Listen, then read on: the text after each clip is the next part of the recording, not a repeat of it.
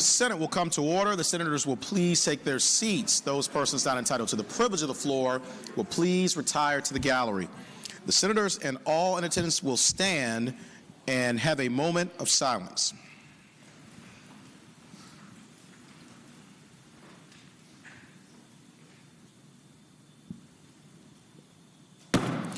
Senators and all in attendance will now stand and be led in the Pledge of Allegiance to the United States flag by Senate Counsel Jenny Edwards.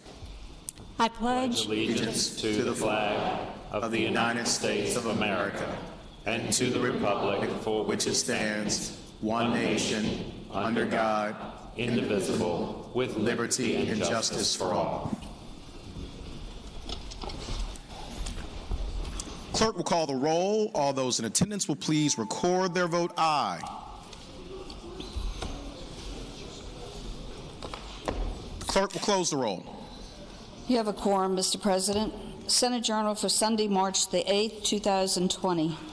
Senator from Northern Fairfax, Senator Howe moves that the reading of the journal be waived. All in favor of waiving the reading of the journal will record their vote aye. Those opposed, no. Are the senators ready to vote? Have all the senators voted? Do any senator desire to change their vote? Clerk will close the roll. Ayes 30, noes 3. Ayes 30, noes 3. The reading of the journal is waived. The clerk will report any communication from the House of Delegates. The senior senator from Fairfax, Senator Saslaw. Mr. President, I move that we waive the reading of the communications from the House of Delegates.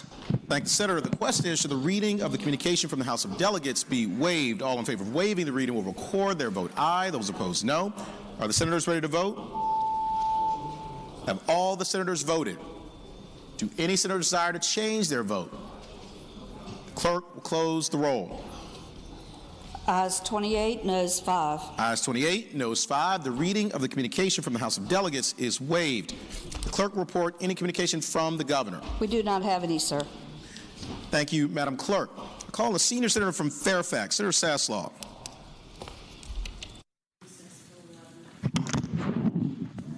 Mr. President, I would move now that the Senate stand in recess until 11. at least 11. Then we're going to... And down Finance Committee is going to do the budget briefing here. in Senate room Right here. right here. The chamber. All right. Down in Senate room 3. 1. No, right here. Oh, right here. In the chamber. Oh, you didn't say that. You're Here. pointing down. Not pointing like here. You were No, pointing it's down. going down. Okay. I am going down. No doubt about that. Without objection, Mr. President.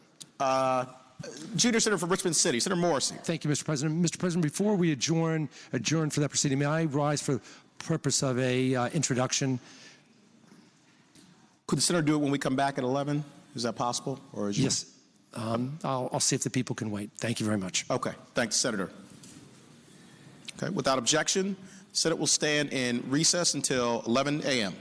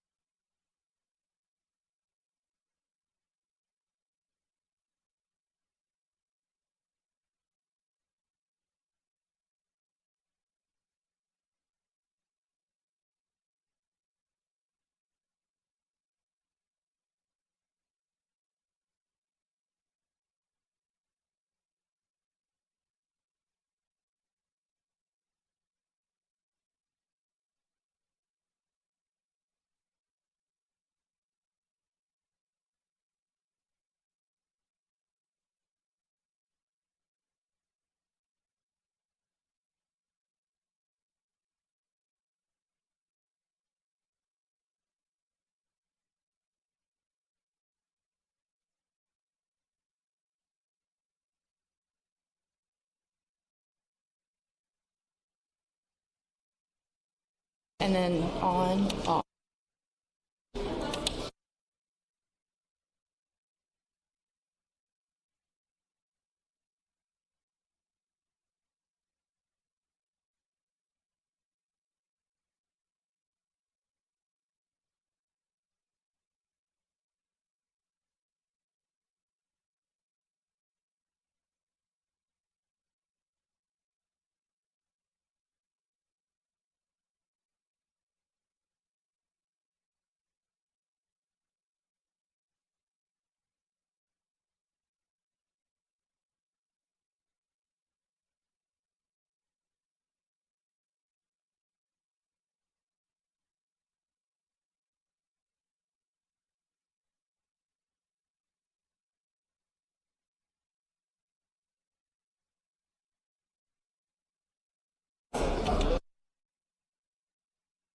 turn it on, right?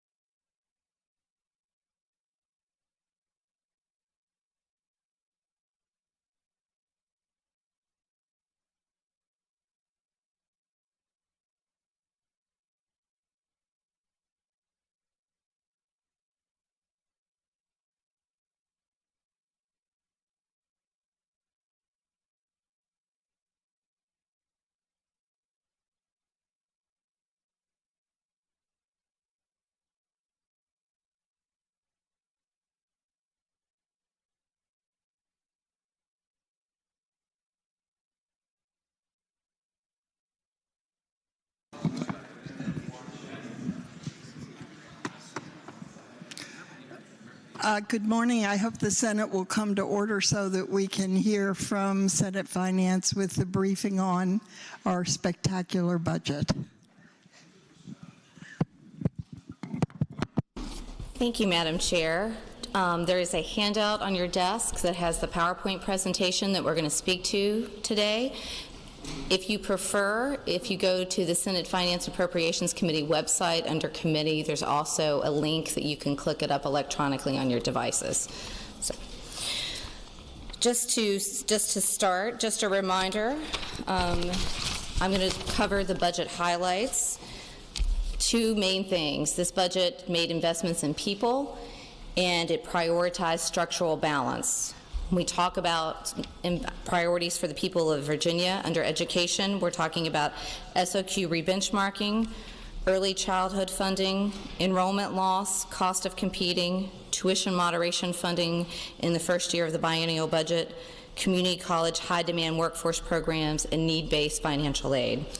Under Health and Human Resources, we're talking about fully funding the Medicaid forecast, enhancing provider rates, adding waiver slots, expanding permanent supportive housing, and funding an adult Medicaid dental benefit. In employee compensation, Adam's going to cover the details of this later, but there are increases for state-supported locals, teachers, state police, personal care workers, and some other targeted increases. As far as transportation goes, there's approximately $1.1 billion in new revenues to transportation agencies related to the passage of multiple statewide and regional transportation funding bills. And in natural resources, there's about $100 million in the Water Quality Improvement Fund and land conservation improvements. Under structural balance, there are a couple of things. There's an additional revenue reserve deposit of $182 million general fund in fiscal 2020. You might remember there was already the $300 in the second year. There's also $65 million, that's a little less than half, but almost half of what we had in the Senate budget. There's $65 million in cash under maintenance reserve and capital outlay, some cash and capital outlay. And then there's a number of one-time items that were either funded in the first year of the biennium or in Senate Bill 29 in the caboose bill. And I'm going to turn it over now to Charles to talk some more detail about the resources.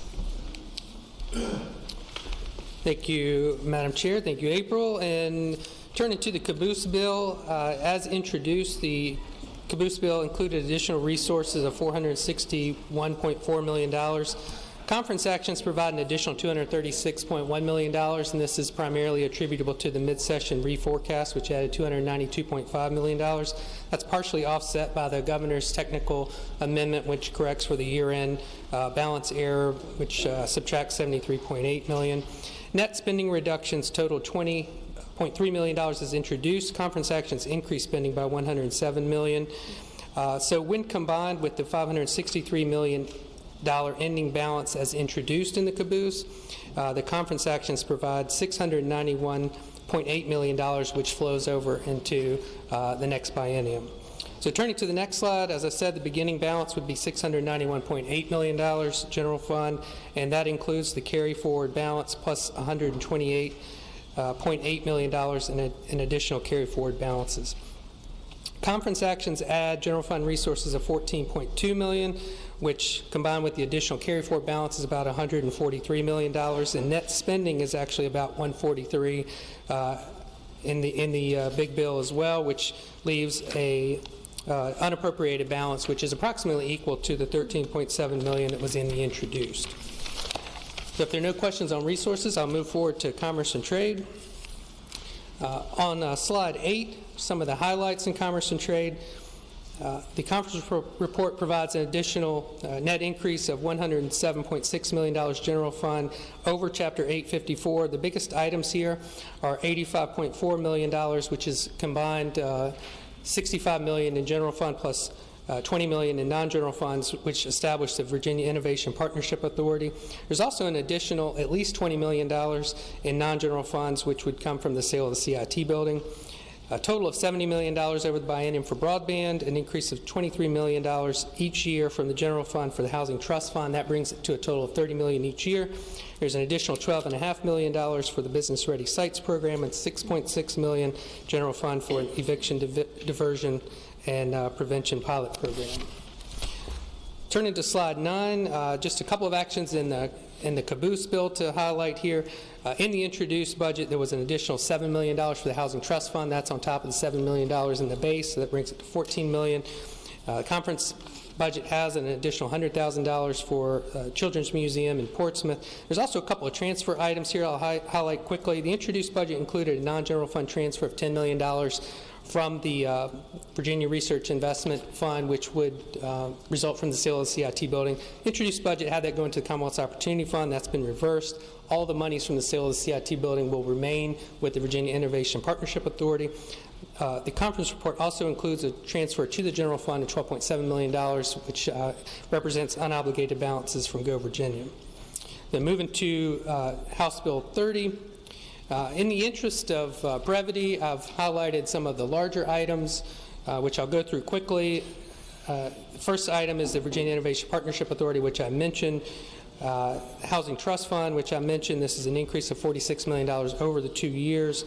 broadband, I mentioned we did take a small reduction in broadband only to reallocate $275,000 each year for administration.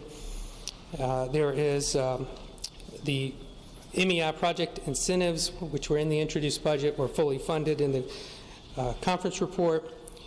Business-ready sites, which I mentioned, the governor had an additional $5 million in the introduced. The Senate budget had an additional 10 on top of that. The House had an additional 5. We settled in the middle for an additional 7.5 on top of the 5, which brings it to 12.5. We fully funded the next few items: the eviction prevention program, custom workforce program, the Virginia Jobs Investment Program, occupational safety and health programs. These were all in the introduced budget and are fully funded in the conference report.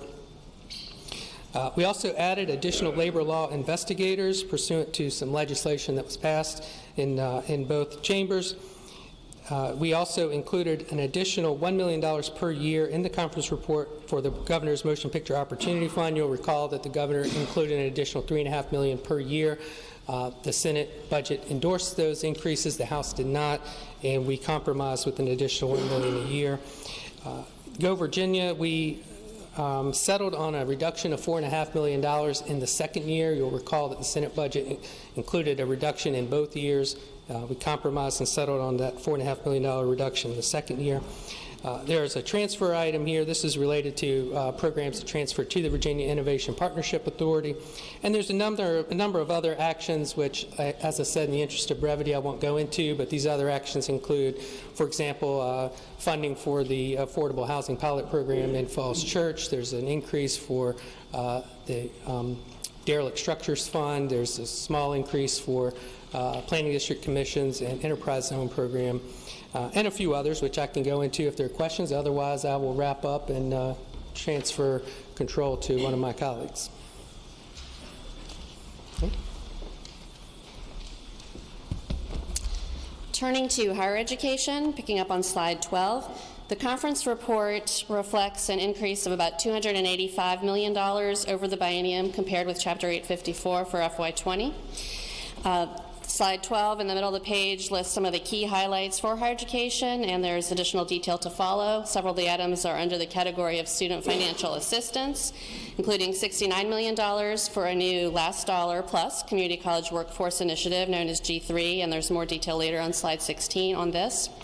Additional $60 million for undergraduate need-based financial aid. $17 million for new affordability initiatives at Norfolk State and Virginia State universities, and $12 million for increase for tuition assistance grants for students attending nonprofit private universities. That does grandfather in current online students. And then in addition, the conference report includes almost $80 million for a 2020 to 21 academic year tuition moderation incentive pool. The distributions are on slide 18 by institution, and there were several changes made from the original House amendment on tuition moderation. The next 3 slides summarize the higher education actions under 3 categories: student financial assistance, E&G or base operating support, and research other. Slide 13 shows the items under student financial assistance. So again, the VCCS G3 initiative. Both chambers redirected the proposed increase for workforce credential grant to the G3 initiative. You see there the need-based aid amounts. On the 4th line, the amounts for the new NSU and VSU Affordability Network pilot programs. And there is full dollars, the same as the introduced budget, and language and program details are included in the half sheets. On the tuition assistant grant program, the introduced budget included additional $6 million, and the conference report adds another 6 for a total of 12, which will bring up the award amount from $3,400 currently to $4,000 by FY22, and grandfathering in the current online programs at $3,400. The conference report picks up the Senate's amendments on graduate aid for the institutions listed, and both have the same action on military survivors and dependents. The next slide, on slide 14, there was no change to the introduced budget amounts for George Mason and ODU for base operating support, and no change to NSU and VSU's IT items and student success initiatives. On the fourth row, you see the tuition moderation incentive funding pool amounts. This is for moderation in the 2021 academic year only. The second year dollars is intended to be continuation funding for the institutions that opt to take advantage of the incentive in the first year and would be adjusted by any actions for non-general fund compensation and based on the total dollars available. Those three rows in the middle, VCCS operating support, Radford University, and EVMS pick up to some degree actions of House items for advising support for VCCS, which would support G3. Funding for Radford to help begin to equalize tuition for the new Roanoke campus from last year's merger with Jefferson College. And the additional funding for EVMS base operating support. On the bottom several rows, there were several institution-specific initiatives, and the amendments generally pick up both the Senate amendments there as well as a few House items. On the higher education centers, the conference report picks up most of the Senate's amendments there with one reduction to the dollar amount. Under VCCS, generally, again, it includes both the Senate amendments and the House amendments, and the Senate's action on the Foundation for the Humanities. The next slide, on slide 15, really the only change on this slide from the Senate amendments was an adjustment to the Massey Cancer Center amount. The conference report includes $10 million additional, bringing their total allocation to $20 million in the first year and then $15 million in the second year. Slide 16 has some additional detail on the G3 initiative. It is $34.5 million general funds each year, and it is for students with family income of 400% of the federal poverty limit or less, which is consistent with the introduced budget amount. And these are for students in select designated pathways. These are applied non-transfer programs at the community college. You'll see in the amendments the listing of the 90 or so programs that are specified in the areas of health, law enforcement, skilled trades, and early childhood. There is no community engagement requirement as proposed in the introduced budget and several reporting requirements. The next two slides are for your reference, the allocations on the need-based undergraduate financial aid on slide 17. Madam Chair, did you want questions to wait? I think they're prepared to take them now. Just to clarify, you said the areas for the designated pathways in the G3 were found somewhere else, and where were they found? It's item 222, number 1C in the half sheets. Thank you.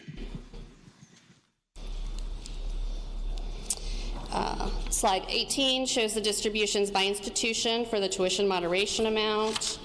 Turning to slide 19, there were several items under State Council for Higher Education in Virginia, which is generally both the Senate and the House items. Funding for the Internship Fund, Virtual Library of Virginia, which is a consortium of institutions that work to lower book costs. Funding for Guidance to Post-Secondary Success for K-12 Outreach, the Earth System Science Scholar through the Virginia Space Grant Consortium. Funding for the Grow Your Own Teachers Initiative for some training by SHEV and the Office of the Student Loan Ombudsman, as well as funding and language for a comprehensive higher education cost study over the next 2 years. There were a few other language items also, including permitting flexibility for non-resident enrollment management above 25% for those institutions impacted by that limit, up to 1 percentage point per year, provided that they maintain the in-state student enrollment at a base year level. There's also an ongoing study on financial aid award policies and language expanding access to a cooperative purchasing association. There were 2 amendments under Virginia 529, allowing some non-general funds from 529 for the SOAR program for certain high school students, and also to expand the Able Now savings program for disability expenses. Turning to other education agencies on slide 20, the conference report adds funding for Arts to Grants organizations, also for aid to libraries statewide. Under Jamestown Yorktown Foundation, there's additional funding to close out the costs for 2019 commemorations, also educational service partnerships and marketing, and some one-time funding, and some smaller amounts for the Science Museum and the Virginia Museum of Fine Arts. And that concludes my portion of the presentation.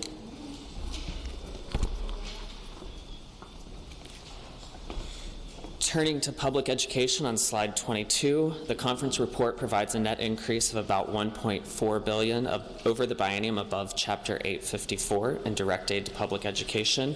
A majority of this is in the rebenchmarking updates, $792 million, $291 million for a 2% salary increase each year for teachers, and then $85 million for early childhood expansion. Turning to the caboose bill for public education on slide 23, the conference report provides $6.9 million based on the updated sales tax estimate for fiscal year 22. This is based on the mid-session revenue forecast, and then provides $1 million to the American Civil War Museum and $1.2 million to the Black History Museum and Cultural Center. Moving to the direct aid actions in HB 30, like I mentioned before, the majority of the $1.4 billion is from the rebenchmarking cost, with some technical updates that the conference report picked up for $792 million. The conference report adds $145 million over the biennium to provide a 2% salary increase each fiscal year. In early childhood, there's $85 million for increased VPI initiatives and mixed delivery. The conference report adds $8.7 million to increase the at-risk add-on to $61.3 million over the biennium. The conference report adds $46.1 million for school counselors. This would fund one counselor for every 325 students in the second year. The conference report phases in English as second language instructors for a total of $21 million over the biennium. The conference report increases the cost of competing adjustment for planning District 8 divisions and surrounding divisions for $19.5 million. It increases the lottery proceeds forecast with a further slide detailing that. It maintains the elimination of reduced price school meals for students as the governor introduced, $10.6 million. The conference report adds $4.6 million for small school divisions with enrollment loss over the biennium. It also provides a retiree health care credit for non-teacher. This is the state's share of the $1.50 credit, $1.8 million. And then on the last two lines, it shows the supplemental programs and the conference amendments to other supplemental programs, and the Senate maintained the supplemental programs that the Senate amendments added and then picked up the House's for $4.8 million over the biennium. And then language was added in the conference report for temporary staffing flexibility that was in previous budgets but excluded from this budget. Moving on to slide 25, this is the lottery proceeds per pupil amounts. It provides $42.3 million in fiscal year 21 and $63.6 million in fiscal year 22 from lottery proceeds to increase the per pupil amounts, and it requires 30% of that money in the first year and 40% in the second year to be spent on non-reoccurring expenses to include school construction, renovations, modernization of classrooms, or debt service on school projects. And it ensures that every division receives at least $200,000 no matter the amount distributed on a per pupil basis. And then briefly moving to slide 26 on the Department of Education, the conference maintained the reductions to the learning management system and language for a plan in the second year for that implementation. And then it also maintained the Senate's amendment for the teacher licensure process study, and then added in over approximately $300,000 for House-related bills. And with that, Madam Chair, that is public education. If there are any questions.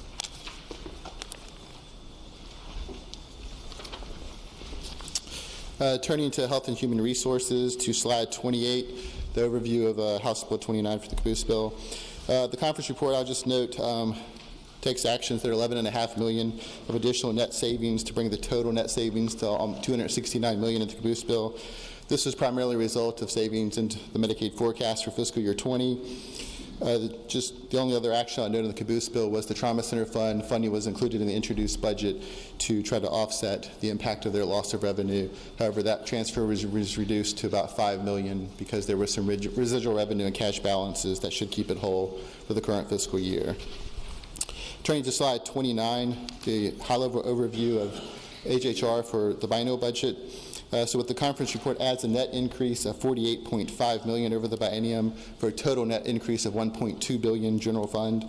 This is primarily over half of this is related to the Medicaid forecast, which actually the net actions in the conference report actually reduced that a small amount, basically due to the elimination of the Affordable Care Act tax and lower managed care rates. You can see that another large chunk of that $1.2 billion is over $200 million for other mandatory programs, and that's primarily the Children's Health Insurance Program. The conference report adds about almost $75 million for Medicaid provider rates, which I'll go into a little bit more detail in a few slides. There's $34 million was added to add a dental benefit for adults in Medicaid, $17 million to expand permanent supportive housing, which will almost double the program's funding by the end of the biennium, and then $15 million for pilot projects to help reduce census pressures on the state psychiatric hospitals. Turning to slide 30, this one just summarizes the community behavioral health services, which I already mentioned, permanent supportive housing and the pilot projects. This brings the total investment in the biennial budget to nearly $140 million for community behavioral health services. On slide 31, facility-based services. So the main change here is related to the expansion, the addition of the 56 beds to Catawba Hospital. That money was redirected to the community side, and basically language was included in the actual caboose in HB 29, directing them to develop a plan to basically go back to 110 beds. The only other thing I would note related to this is the introduced budget had included a program for temporary detention orders to make Medicaid supplemental payments. It was using half the state share from the provider assessment. That was actually removed in the conference report, and instead the pilot projects with hospitals and other actions were directed in the community to try to reduce census pressure. On slide 32, related to the DOJ settlement agreement funding for the state training centers, the two things I would note of significance is there are an additional 250 waiver slots added in the second year, bringing the total number to just over 1,300 over the biennium that would be created. And then the Medicaid rates for waiver services, which haven't been updated in about 5 years, were also increased. That brings the total investment for those waiver services to $50.7 million, and we picked up some additional training center savings based upon the potential sale of the Southwestern Virginia Training Center. This brings the net total for DOJ settlement to $64 million for the biennium. Senator Favola. Thank you. Just a quick question on the Medicaid rate increases for waiver services. In one of the notes, it said it was for all the personnel, personal assistants, as well as others working in a waiver setting. How much was the increase, the reimbursement increase? Well, Madam Chair, Senator Favola, so there are a variety of increases that I'll get to in a slide for Medicaid, but in this specific case, this is just for the developmental disability waiver services, but personal care does get an increase. This encompasses a wide variety of services that range anywhere, I think they're typically anywhere in the 6 to 7% range. So moving to on slide 33, these are some other just items in behavioral health that are smaller. I just note there's a variety of budget language items within behavioral health. I just note too, there was language included in the introduced budget to allow the addition of 20 children's inpatient psychiatric beds related to our children's facility, which is under census pressure. That language was removed in lieu of other strategies to reduce that census pressure. There's also language included relating to developing a partnership with CHKD, which is in the process of building a 60-bed mental health hospital, and the idea is that the state could look at adding a financial contribution as they get closer to opening to support their efforts to help reduce the census pressures on the state children's hospital. Moving to slide 34, the Department of Medical Assistance Services. These were mainly, this slide basically covers many of the things in the introduced budget. There are a few that were just adjusted, such as the cost of managed care contract changes, where some savings was taken. But those basically reflected introduced budget actions. We move to slide 35. This is for DMAS. So this slide for the most part highlights the various provider rate changes. So starting with personal care rates. Personal care is broader than just the development disability waivers. So there's a 5% rate increase the first year and 2% the second year that encompasses both consumer-directed as well as agency-directed personal care providers. There's also funding provided for a consultant to basically help Medicaid provide some expertise in looking at the rates to kind of figure out that as the minimum wage goes up over time, different provider groups, how does that impact their costs and ultimately the rates that Medicaid would have to pay. Just to note, overtime was also included in the conference report of $19.2 million to allow up to 56 hours per week, so 16 hours of overtime per week for personal care workers. I already mentioned the $34 million for the adult dental benefit and Medicaid. Skilled and private duty nursing rates were increased by $12.5 million to 80% of the benchmark rates. There's also several actions related to increasing nursing facility reimbursement, and then the other major one is the residential psychiatric facility rates, which have not been increased since 2008.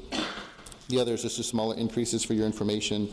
Moving to slide 36 for DMAS, I would just note some of the savings actions. So there were several of those due to bills that passed the General Assembly that directed DMAS to basically use the pharmacy pass-through model as opposed to a spread pricing model in their pharmacy benefit manager contracts. That generates about $8.4 million in savings.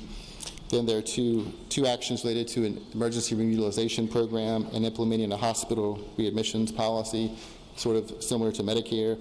That generates about $40.1 million in savings. There was also an adjustment to the health care fund related to the assumptions for the tax on liquid nicotine, which was not, that estimate was not included in the introduced budget, so it's picked up in the conference report. The only other language item I'll note here is primarily related to live-in caretakers for personal care workers. It exempts them from the electronic visit verification program. So that language is included in the conference report.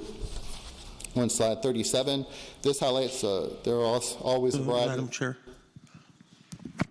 Senator Evan. Just to walk back to 36 and 35, two tobacco-related items. On 35, it says, I guess it's $100,000 for the tobacco cessation coverage, and then it says intro plus conference amendment is $100,000 in total. I thought that we spend more now with what we get from the federal government. The Quit Now Virginia line, is that what does that include that? No, Madam Chair, Senator Evans. So no, this is related to just Medicaid coverage of tobacco cessation within the Medicaid program. This item, it's very small because the expansion population already included this because it was an ACA requirement. So what this item does is, however, it was not required of the traditional Medicaid program. So this actually adds it for adults in the traditional Medicaid program. So now, when we get to the health department, you'll see that's where the Quit Now funding is. However, in the conference report, that funding actually was removed in order to invest in other areas. But this does make it consistent across Medicaid that tobacco cessation is available to everyone in Medicaid. Thank you. And Madam Chair, just to follow up, the health care fund revenue adjustment on the next slide, the vaping tax, there was nothing introduced, but it says we're reducing it by $8.3 million. And I'm not familiar with the proposed tax. If you could just fill me in a little bit. Madam Chair, Senator Urban, so the proposed tax was actually included in the introduced budget. It's what the governor proposed. But he did not actually include an estimate of the revenue that we would collect, which is roughly about $4 million per year. So he sent down an executive amendment to pick this up, which is what this amendment reflects. The reason why it shows up as a negative is because all tobacco tax revenue is deposited to the health care fund, which is used to state match for Medicaid. And of course, with additional revenue, you can reduce the general fund support of Medicaid. So that's why it's a negative. Yes. So turning to slide 38, moving to the Department of Social Services. So the main items I would talk about here is the Family First. So this is the federal law that now that will, once the state goes live, will actually allow the state to use federal funds for foster care prevention services. There was a significant investment of nearly $70 million in the introduced budget. The conference report reduces that to about $45 million. Mainly it was to kind of scale up local prevention staff over a longer period of time, as well as it supplants $5 million of the money for Family First.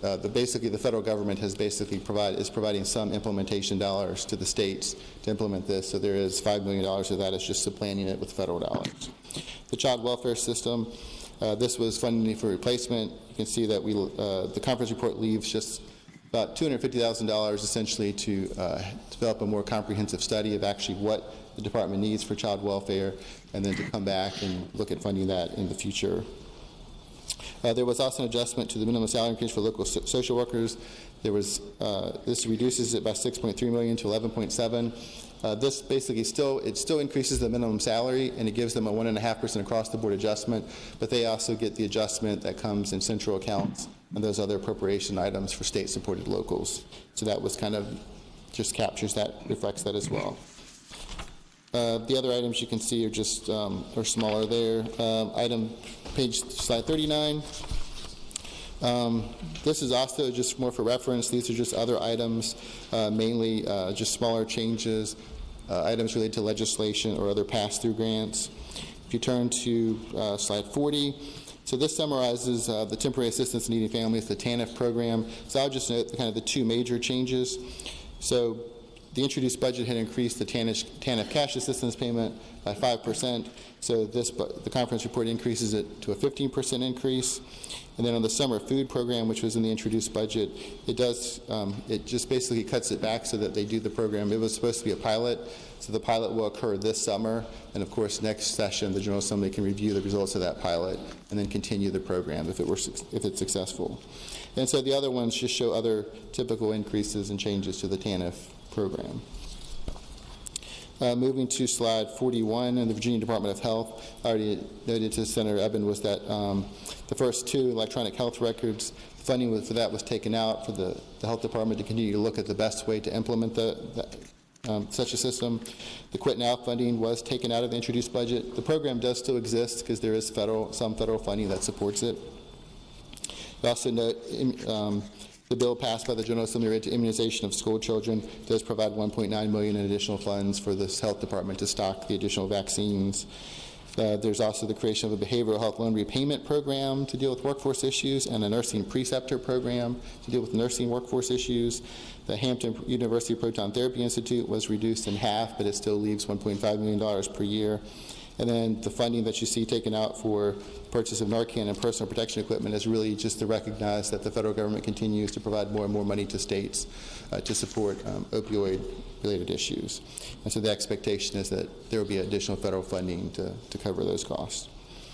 Moving to the next slide, I'll just quickly summarize here, again on 42, these mainly deal with various pieces of legislation, other smaller things, and some language items. I'll just note on the LARC program, the long-acting reversible contraception program, that the one big change there was there was supplemental funding of $1 million per year provided from TANF to basically allow them to actually provide other forms of contraception in their programs.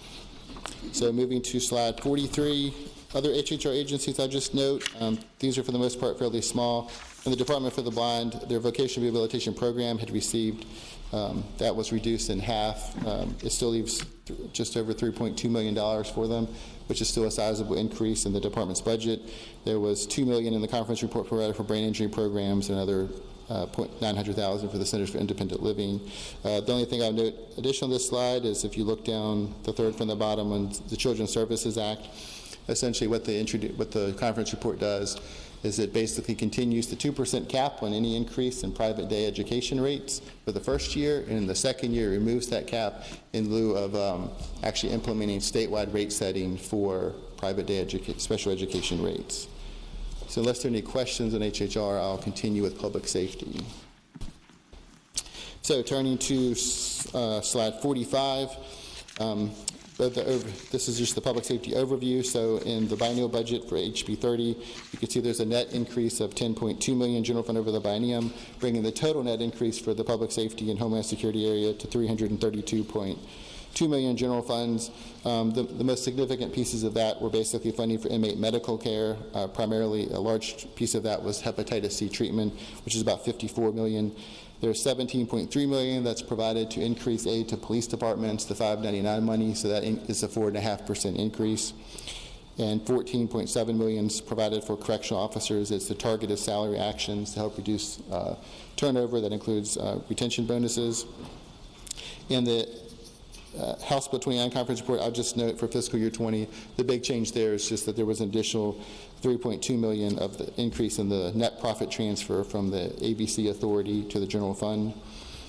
Moving to slide 46 for the Department of Corrections, the only items I will highlight here are the changes to the pilots with the UVA and VCU health systems, that these pilot projects to help the Department of Corrections provide inmate health care. The UVA project was delayed by 6 months in the first year, so that reflects the $2.3 million in savings. But still, both projects will be online by January 1. Electronic health records, that $4 million is just a supplant. It still leaves of other resources that are available, so the system is still fully funded for DOC to implement across all facilities beginning the next biennium. And you'll note the Woodrum impact of legislation. The conference report adopted a total of $1 million because there were additional bills between both bodies that passed. They brought that total to $1 million. And then lastly, I just note there is language related to reviewing hepatitis C treatment subscription models. This is the idea, they call it the Netflix model, the idea that you could actually purchase an unlimited amount of hepatitis C for a pre-arranged contract. It's just, that language just looks at that to see if it would be worthwhile for the state to explore. The Department of State Police, the major items to note there, the introduced budget had proposed to shift all 43 civilians in the Sex Offender Investigative Unit to become troopers. That action was reversed, so you can see the $6.5 million in savings. And the Community Policing Act, this was a bill passed by the General Assembly that looks at bias in policing and reporting to the state police. So a lot of this is funding related to them having a database and tracking that information. The funding in the introduced budget related to an assault weapons ban legislation, since that did not proceed, there's $4 million taken out for that purpose. And you can see the other items related to other various pieces of legislation. I'll just note the state trooper compensation, Adam will talk about that when he talks to, but the Senate position of using the vehicle registration fee to do that was not adopted in the conference report. On slide 48, I already had noted the 599 funding. That was the major change in Department of Criminal Justice Services. There was about $500,000 added for training related to the red flag law, and then of course, and some other items such as post-critical incident support for law enforcement. After law enforcement has experienced a trauma, there's support for them as well. So you can see those items there. On slide 49, the other public safety agencies that I would just note, in the Department of Emergency Management, a law that was passed that created the Emergency Shelter Upgrade Assistance Fund, $2.5 million was provided for that to help localities upgrade emergency shelters. The ABC Authority, again, in the biennial budget, $6.8 million is added to increase the net profits transfer to the general fund. And lastly, I'll just note that in the parole board, because some of the parole legislation was continued to next session to continue to study, that there was some adjustment to the positions, including the introduced budget for that, of about $400,000. So there are no questions for public safety. I'll turn it over to Jason for veterans. Thank you, Madam Chair and members. Picking up with the Secretariat of Veterans and Defense Affairs, conference report adds approximately $5 million over the biennium to the Secretariat. The bulk of that is $3 million in the first year for the National Museum of the United States Army. The remainder of that money is primarily in additional Veterans Services representatives and Veterans peer specialists. I would note that the proposed increase for state tuition at the Department of Military Affairs was cut in half. Turning to the Secretariat of Agriculture and Forestry, the conference amendments propose about $7 million in new spending over the Chapter 854 base across both VDACs and the Department of Forestry. The driver of spending in this area is primarily new capitalization for the Virginia Food Access Investment Fund, with $1 million capitalized in the first year, as well as ongoing staffing to support the program of developing grocery stores in disadvantaged and food desert communities. There is $500,000 for food safety programs and additional staffing to go along with legislation that passed the 2020 General Assembly. One other item of note is that language and a reduction in general fund spending for the hemp registry does create a new increased tiered level of fees for hemp producers that increases as they increase through the value chain. So it's cheaper for farmers and more expensive for processors. Turning to the Department of Forestry, there were no major changes compared to the introduced budget, and there is language at the Virginia Racing Commission with respect to reporting on horse racing in Virginia. Turning to the Secretary of Natural Resources, there's approximately $225 million in new natural resources spending in the biennium above the base. The bulk of that is $76.2 million for the Water Quality Improvement Fund. I would note it is the Senate's position with respect to the dollars.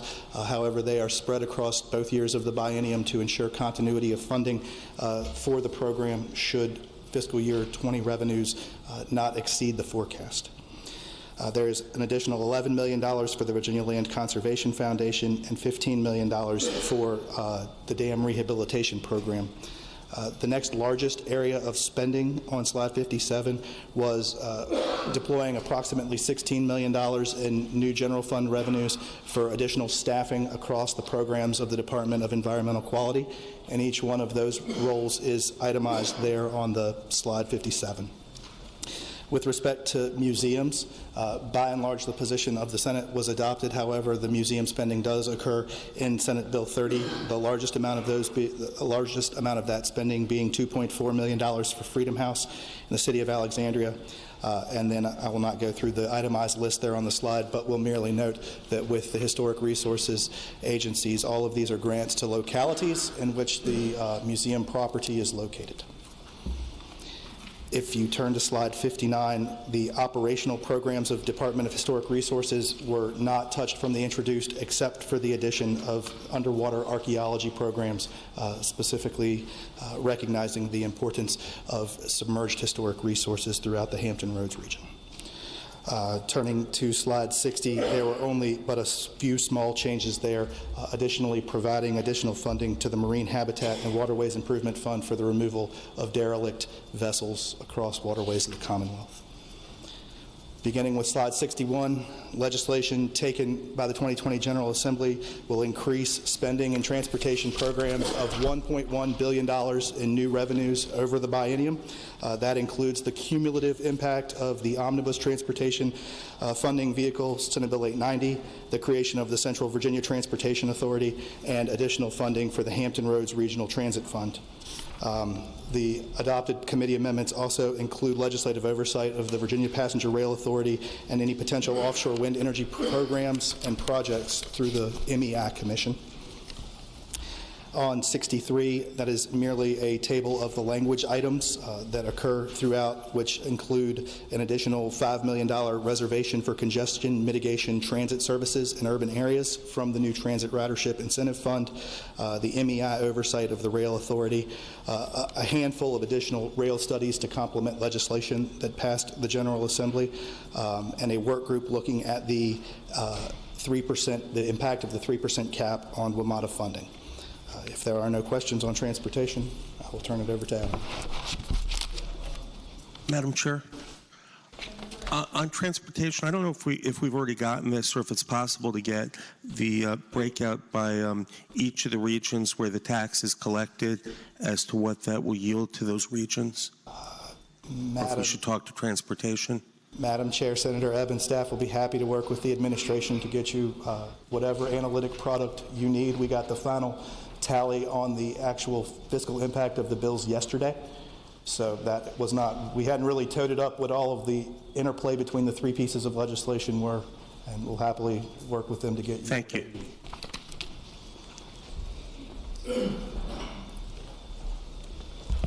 All right, thank you, Madam Chair. So now moving to page 65 to cover retirement benefits and compensation quickly. So the conference report maintains funding for VRS board-approved rate changes, $32.2 million. For state health plan premiums, there's a reduction of $26.3 million over the biennium, which reflects the removal of a proposed 2.4% increase in the first year for both the employer and employee share of state health plan premiums, as well as a reduction for the UVA.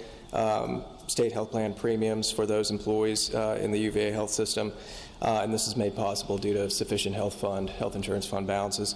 There's $7.9 million to reduce the amortization period for the state retiree health insurance credit legacy unfunded liability by 5 years, which will improve the funded status of the plan over time and result in future contribution savings. There's also $2.2 million over the biennium to fund a local $1.50 per year of service retiree health insurance credit for non-teaching positions related to legislation that passed. And that credit would be available July 1 of 2021. Moving to page 66 to cover employee compensation for state and state-supported local employees. The conference report includes over $265 million over the biennium and across the board in targeted salary actions for state and state-supported local employees, as well as another $40 million in various targeted compensation initiatives that were included in the governor's introduced budget. For state employees, there's a 3% bonus the first year to be paid on December 1st, 2020, and a full year second year 3% raise effective June 10th of 2021 for the July 1 pay. For state troopers, again, that $55.1 million in non-general funds that was related to the bill and the $4 increase in the registration fee failed. So in lieu of that, there is a package that would provide for troopers with 3 or more years of continuous state service a compression adjustment of $110 per year of service up to 30 years, as well as a 2% raise in the first year, effective August 10th of 2020 for the September 1st pay, and they would receive a 3% full year second year raise on top of that. And for state supported local employees, so this is including the sheriffs and staff and other constitutional officers and their staffs, they would receive a 2% bonus in the first year and a full year second year 3% raise that would be effective July 1 of 2021. So moving to page 67, so this just details all the other compensation initiatives that were included in the governor's introduced budget that were maintained in the conference report, and I won't go through all of those. There's DSS staff salary adjustments, DOC correctional officers, and other initiatives that were also maintained.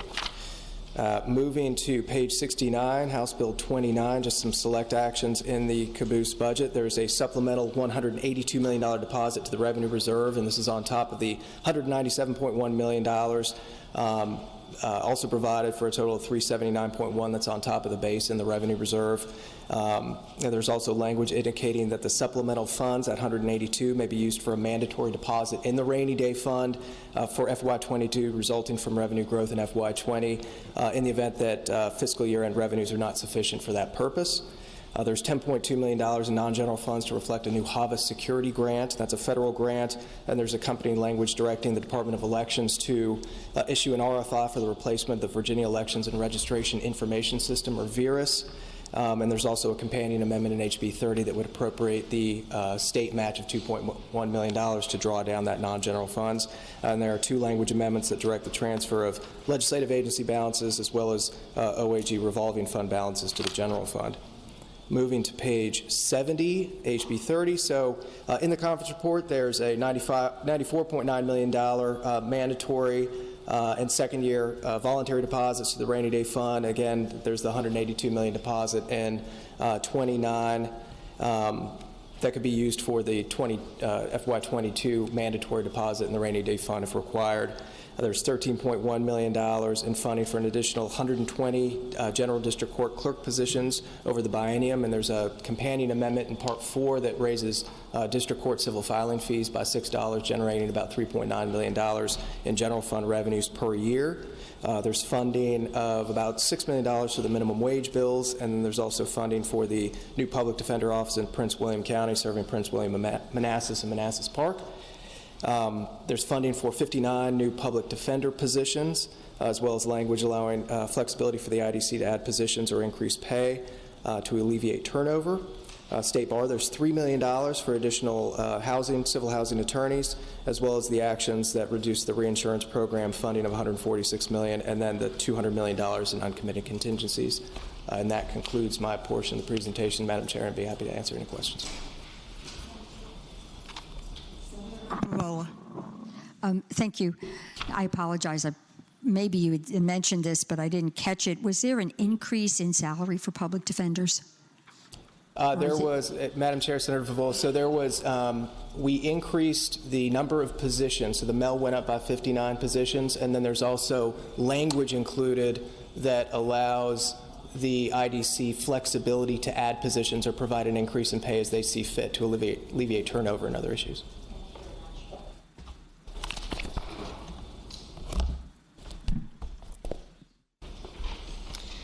All right, Madam Chair, I'll finish up with capital outlay. If you look at slide 72, you can see there are a number of changes. There's in the caboose bill, there are some minimal changes, but the biggest change would be that the Central State Hospital project, the extra beds, the Senate prevailed on that issue, and that is not going forward. So that is the biggest change if you look under the 29 conference amendment for VPBA, VCBA bonds.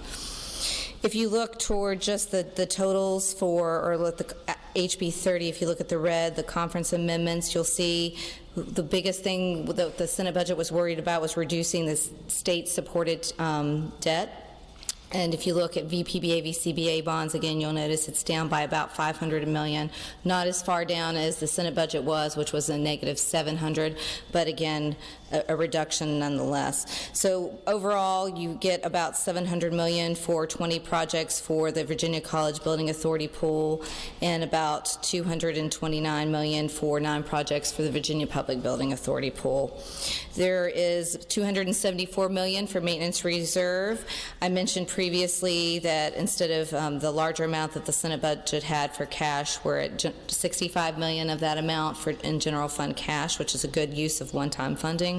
In natural resources capital outlay, there's some changes here. There's $50 million for the Stormwater Local Assistance Fund, $25 million for the Alexandria CSO, and $50 million for wastewater treatment plant improvements across the state related to nutrient pollution and the reduction in the Chesapeake Bay watershed. There's also supplements that at about $171 million, and then for equipment, this is the same as the Senate budget at about $109 million. There were some additions there over the introduced, so some projects that were left off the list. There is still $10 million in the central capital for planning, and there are 8 higher education planning projects, and a number of those projects may not start until July 1, 2022. If you look at slide 73, this is just a summary of what was in that College Building Authority pool, some of the main projects. And then that concludes with on 74, natural resources, the actions that were taken there in capital outlay. And unless there are questions, that completes the staff's presentation on the conference report. Madam Chair. Yes, Senator Evan. One last question. Right now, there's some kind of a technology fee for the courts that I know in the past was not being used for technology, and I don't know if that's something that can be answered right away or if I should look in this big, thick book. Madam Chair, Senator Evan, is the funding was provided to, are you speaking to the Courts Technology Fund, that trust fund in the circuit courts? Yes. Funding for which has been used. There was a general fund supplant, so they've been using those technology trust fund dollars to offset their reductions in their general fund operating budget. So the governor's introduced budget had $500,000, I believe, each year, so that was maintained. And then we're providing another $1 million over the biennium. The Senate's budget had about $1.5 million each year, so another, the conference report contains another $1 million, so I guess there's about, Thank you. It does apply to it. Are there any further questions? Okay, once again, I think you know why we have the very best finance staff in the country. Madam Chair, over here. Yes. I did have one question. What is the total figure of the biennial budget? Do we have that? What? About $135 billion. And then 135. Okay. Thank you. That figure is both general fund and non-general fund. Yeah. Okay. Any other question? Okay, again, I want to thank our staff. We all know how superb they are. And one of the things I've always appreciated about them, especially when I was newly here, is they view their mission as helping each and every one of us and answering our questions regardless of if we're on the committee or not. But what they have done this year is extraordinary. The hours, I think I was sleep deprived. They got half the sleep I did. It's truly impressive and amazing, and I hope we'll give them a round of applause.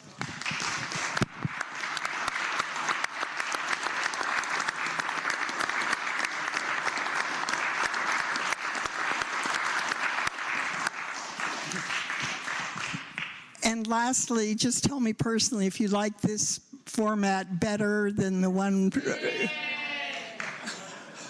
Okay, that's answered. Thank you.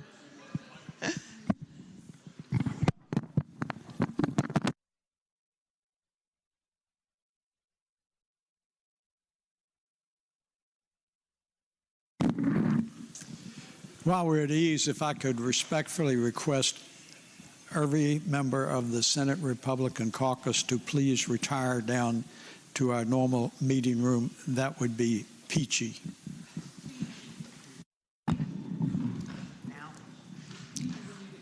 And if the Democratic caucus could meet in the back room, I'd appreciate it.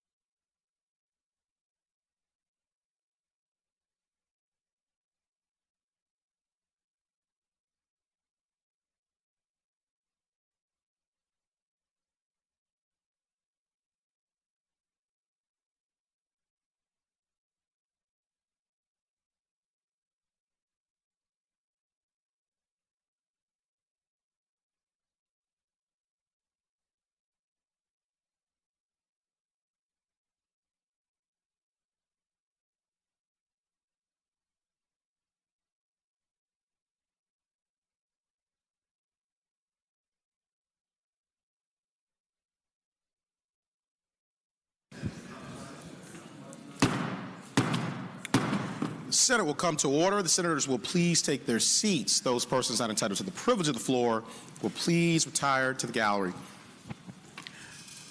For what purpose does the junior senator from Richmond City, Senator Morrissey, rise? Thank you, Mr. President. I rise for the purpose of an introduction. Thank the senator. And I hope my introductee is... We'll be back in a minute. Could you move on to... Could you maybe allow another senator to make an introduction, Mr. President? Absolutely, Senator. Thank you very much. Happy to. For what purpose is the junior senator from Virginia Beach, Senator Kiggins, rise? Mr. President, I rise for the purpose of an introduction. Senator, the floor. Mr. President, we have today with us up in the gallery a very special guest here from Virginia Beach. These are families of the victims from the Virginia Beach shooting this last May. We have Mr. Jason Nixon here, who is the spouse of Kate Nixon. We have Sonia Snelling, who's the spouse of Bert Snelling, and their children, Melissa Snelling Hart and BJ Snelling. We also have Beth Mann, who's a former employee of the city of Virginia Beach. They are here today to advocate for their family members and friends that they lost. There's a House budget amendment that addresses a investigation into the shooting, and they have still questions they would like answers. They're hoping for just answers to their questions and seeking truthful answers. And our hearts and our prayers and our thoughts are always with them and their families, and we welcome them today. Thank the senator.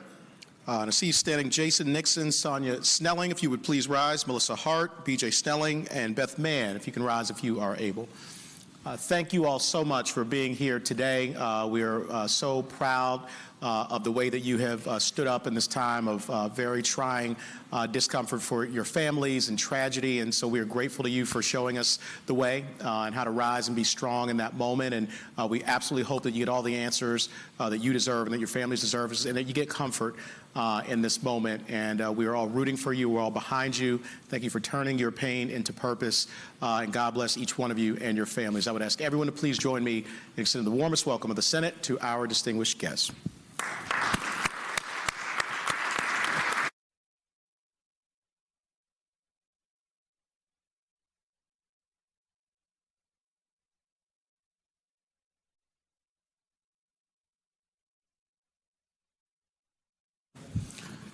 Sergeant at Arms. Mr. President, a message from the House. The delegate from Norfolk, Delegate Lindsay. Mr. President, I've been directed by the Speaker of the House of Delegates to inform the Senate that the House has agreed to HJR 509 relating to judicial elections and certain elected officers and request the concurrence of the Senate. Thank you, Delegate.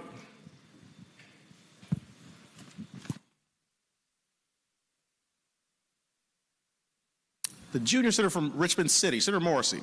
Good morning, Mr. President. Morning, Senator. Mr. President, I rise for the purpose of an introduction. Thanks, Senator. You have the floor. Ladies and gentlemen of this body, and Mr. President, it's with great honor to introduce and to this entire body, Terry Lee.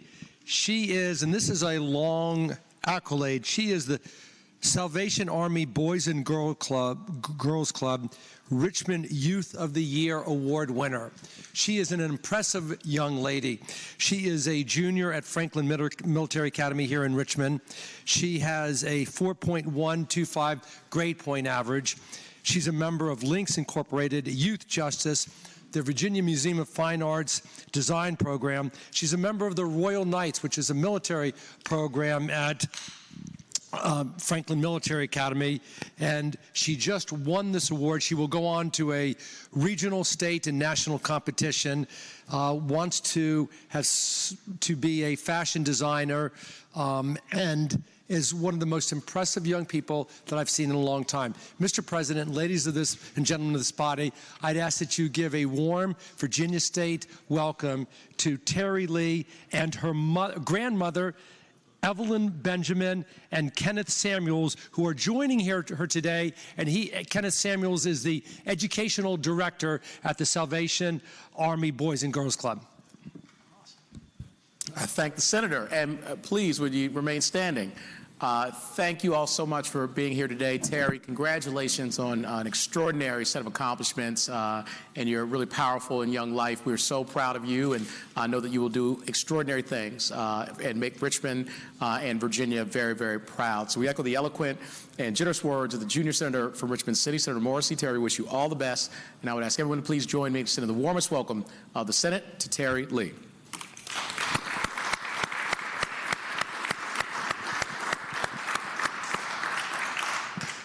For what purpose does the senior senator from Virginia Beach, Senator D. Steph, rise? Mr. President, I rise for an announcement. Senator's the floor. Please let the Journal reflect that my seatmate is away on pressing personal business. Thank you, Senator. The Journal will so reflect. For what purpose does Senator from Alexandria, Senator Eben, rise? Okay. For what purpose does Senator from Fauquier, Senator Vogel, rise? Thank you, Mr. President. I would like to ask for a leave of absence from my seatmate, Senator Stewart, who is away from the Capitol on pressing personal business. Thank you, Senator. The Journal will so reflect. Do any other senators wish to be recognized? Is there any other business to come in the morning hour? Seeing none, the clerk will call the calendar. Senate calendar for Thursday, March the 12th, 2020. Bills in conference. House Bill 29. The senator from Northern Fairfax, Senator Howe. Thank you, Mr. President. This conference report has been extensively discussed here. It's been on the internet, and I would move that we adopt the conference committee report. Thank you, Senator. For what purpose does Senator from Bedford, Senator Newman, rise? Mr. President, to speak to the motion. Senator's the floor. Mr. President, the gentlelady from Northern Fairfax is exactly right. Beyond that, I would tell you that this budget, along with the budget that's contained in Senate Bill 30, has been exactly what the gentlelady promised it would be on day one of our committee. If you will recall, and you were there, she looked at us, spoke to us, and told us this would be a nonpartisan budget, that everyone would be involved and it would be fair, and it has been, and it is. Mr. President, she also told us early on that she expected the budget to be responsible. She expected it to cover the rainy day concerns and also to cover the revenue reserve expectation we have of getting to $2 billion. And she was right, and it is. Mr. President, she indicated early on that she wanted it to be structurally balanced. And while the House, I believe, did not do quite the job of the Senate of Virginia, the budget certainly was structurally balanced. And if you look at the agreement that was had between the chairs of the House and the Senate on Saturday, we basically had an agreement on Saturday. So while there is a request that it be seen for 48 hours, in many ways it hit that mark as well. Overall, I would tell you that in my reading of it, and I know you have too, the conference committee report more reflects the gentlelady from Northern Fairfax than it does the House of Delegates. And I think that's a credit to the conferees that were chosen and the work that was done. Mr. President, my concern and what has kept me up the last night or two has been that today is not Saturday. Today, we have a stock market that is down about 28%. We have colleges and universities, mostly ours, but also privates, that are shutting down. The Fed, including the Richmond Fed, has told us there are some concerns. Those concerns relate to, and get what they are, travel, tourism, retail, and manufacturing. If you were going to describe Virginia, you would describe them in just those ways. Mr. President, I am concerned. Some of you in this body serve on the Gaker Commission. And if you were there with some of us, and I know many of you were, you heard the business experts around talking about whether or not we would have a business environment going forward that either would be neutral or slightly positive. Some were on the extremely positive, most were in the neutral to slightly positive. No one at that meeting talked about there being a true bear market. No one talked about the fact that we would potentially have to have economic stimulus from both the Fed and also have the economic stimulus from the federal government. Mr. President, I know that the coronavirus by some, and maybe even some on my party, has been looked on as something that maybe had a political overtone. That maybe somehow this was going to be linked to the president. Mr. President, I don't believe that this virus has anything to do with Republicans or Democrats, House members, Senate members, but I will tell you this. I believe it's going to have an economic impact on our Commonwealth. Mr. President, that's why today I was hoping, and I think there have been progress. The senator from Northern Fairfax has talked about other options, but I came here today to think about maybe putting a pause for a week, maybe even 10 days. And why would we do that? We would do that for three basic reasons. One, ladies and gentlemen, VRS estimates are wrong. The budget numbers in here on what's going to happen to VRS is wrong. They're not going to happen this way. We know that today. Number two, we know that local governments are going to be hit.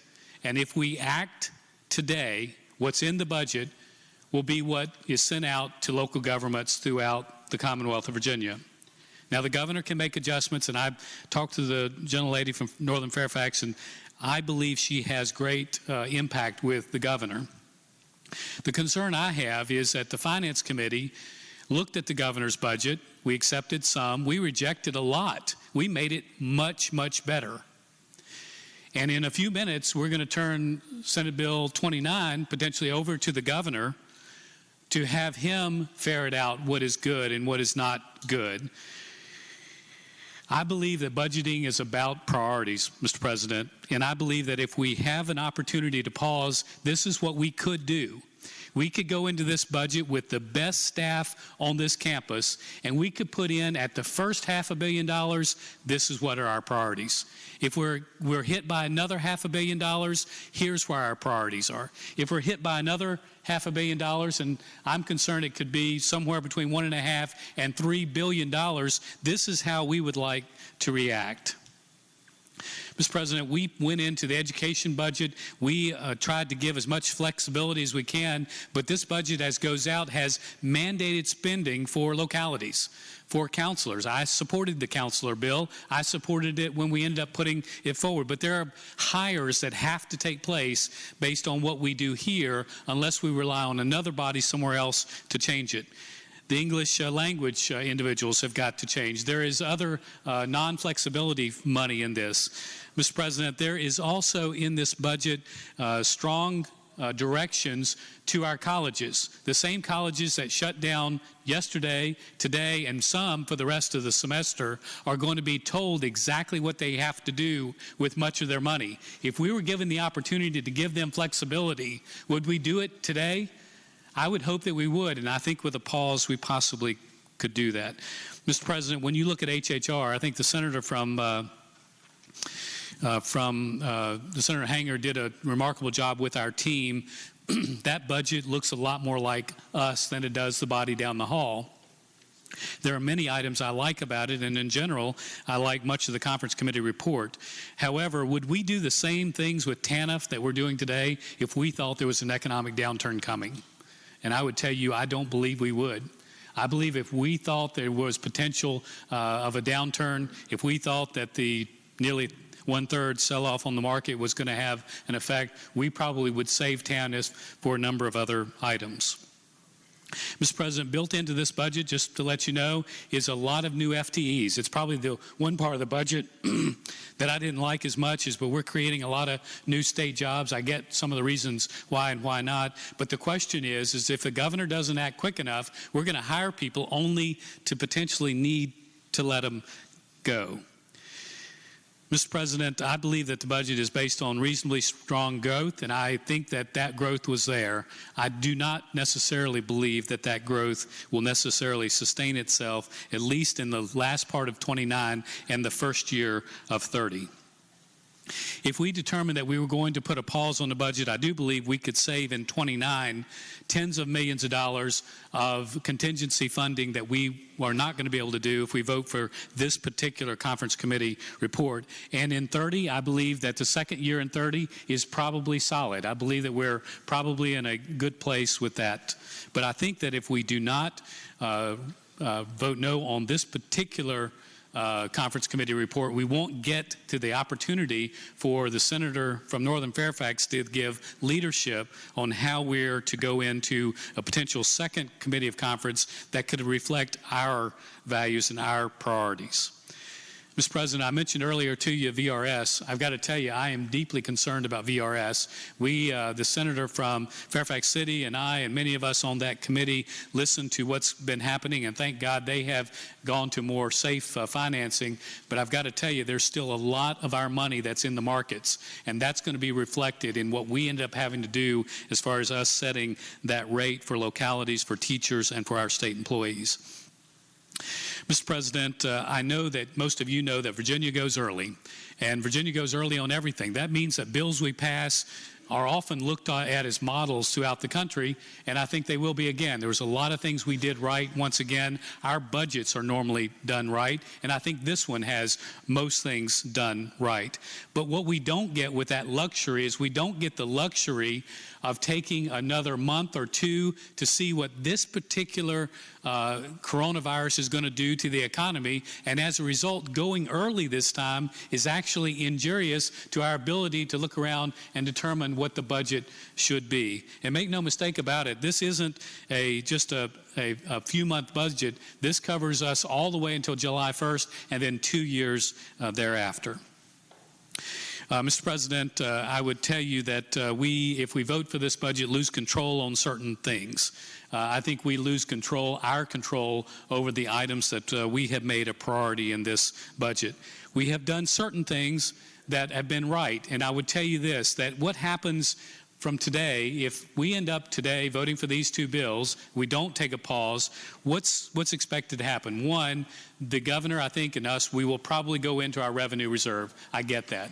Number two, the budget is written in such a way, as it is written now, the first thing they go after are the salary increases that we've all said we wanted to do, right? Because there is budget language that says that's kind of the first thing that drops off. I don't know if we would do that if we set our own priorities. Mr. President, after that, the governor has basically the ability to amend the budget, and I believe that what you'll have from the senator from Northern Fairfax is she'll have great influence on the governor. I'm positive of that. But after that, it's all up to the governor. the governor will make every decision as it relates to our priorities. Mr. President, I believe that the Senate budget in many ways was right. We did a remarkable job. The gentlelady from Northern Fairfax is correct, and that I think our staff did as well. But I would hope that we would recognize today that today is not Saturday. It is Thursday, and there's been a dramatic change in our economy. Mr. President, I hope I'm wrong, and if I am, it won't be the first time. I am often wrong. But I would hate to look back on this in 3 or 4 months and say that we have lost some control on our budget process and we thought we might be in that situation earlier. Once again, I'm concerned today for Virginia. I'm concerned about tourism, travel, retail, and manufacturing. That is Virginia. I'm concerned about the possibilities of some of the withholding not coming in. Mr. President, once again, I'll tell you that it does me no joy to be here. I would hope that we would have an opportunity to have one more week. If we had had that one more week, I think we could have come up with contingency funding that would have made this budget, as strong as it is, much more strong. Mr. President, I have been one that's voted for the budget when many of my colleagues have not. I'm not going to vote for the conference committee report now in 29, and I'll have a similar vote on 30, but it's not because I disagree with so much of what has been done, certainly by the conferees. It is, I think, that with another week, we could give our Senate leadership, our Senate chair, the opportunity to lead more and lead with that contingent funding that's so necessary. Mr. President, I know I've taken a portion of the body's time. I did, over the last couple of days, think that this was relatively important, so I wanted to share that with you. I do think that the senator from Northern Fairfax will continue to work very, very closely with the governor and others to try to identify the Senate priorities, but I just wanted to share with you what is my very deep concern about some of these items. Mr. Chairman, thank you. Thank you, Senator. For what purpose, the Senator from James City County, Senator Norman Rise. Thank you, Mr. President. I rise to associate myself with the eloquent words of the senator from Bedford. Senator, the floor. Picking up on his comments, he said he hoped that he was wrong about his vision. Many of you in this body know that I am frequently wrong, but seldom in doubt, and that's where I fall today. I would once again compliment the senator from Northern Fairfax County on what I considered an outstanding job on the budget, and I was very comfortable with it when I left here on Sunday, but the world has changed just a little bit. For those of you that may have a jaundiced view on the political process, let me make it abundantly clear. Whatever I say or the position I take is not some insidious or Machiavellian political move whatsoever. It is a genuine concern. And I truly believe that based upon the circumstances as we now know them with the state and national economy, it is better to move deliberately. Deliberation or being deliberate is not a synonym for fiscal conservatism, so please do not think that those are synonyms. I am concerned because I think that we're going to find a situation where non-withholding may have a little bit of a blip as people and investors continue to cash in and capture whatever remaining profits they may have, but it's going to be a precipitous fall after that, after they start setting off their losses against what remaining profits they may have. The sales taxes are going to drop dramatically. As you know, I come from the historical triangle, and we rely very, very heavily upon sales tax and admissions to Colonial Williamsburg, Jamestown, Yorktown, Busch Gardens, Water Country, USA, and all the attendant ones. Before I came up this morning, I contacted the managers of 2 hotel properties that I happen to have a financial interest in. And the purpose of my call was to really see what was happening on a local level, and the response that I got is we're not getting many individual cancellations. And be mindful, we're coming up on the spring break for many elementary, middle, and high schools and the Easter season. not getting many individual cancellations. There is a cascading of cancellations from conventions and businesses, and that is not unique just to the Historic Triangle. From a legal perspective, I have my team analyzing some contracts out of another resort area where conventions are attempting to cancel their conventions. So there's going to be a significant drop of revenue. To what extent that goes, we really do not know. We really do not know. So, Mr. President, without getting into a long, elaborate explanation, I'll try to keep it pretty succinct. One, I do support hitting the pause button for a brief period of time to deliberately reflect on what we are doing. And that is not a reflection on anybody because I was part of the budget process as well. In the alternative, if that approach is not embraced with great enthusiasm about moving forward deliberately, I would suggest a second approach. And that second approach would be that we put together a small bipartisan group that will send recommendations to His Excellency the Governor on contingent spending.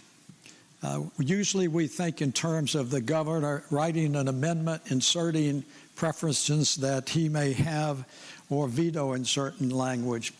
This is an opportunity for us, if we choose to go on the second route, to send a very strong message to the executive branch of government that we believe some of these areas of concern that involve significant funding that can have a dramatic impact on local governments be written in a contingent fashion. So I would offer that as an alternative approach, but my enthusiasm still remains for hitting the pause button and deliberately reviewing this. Thank you, Mr. President, and I appreciate the body listening.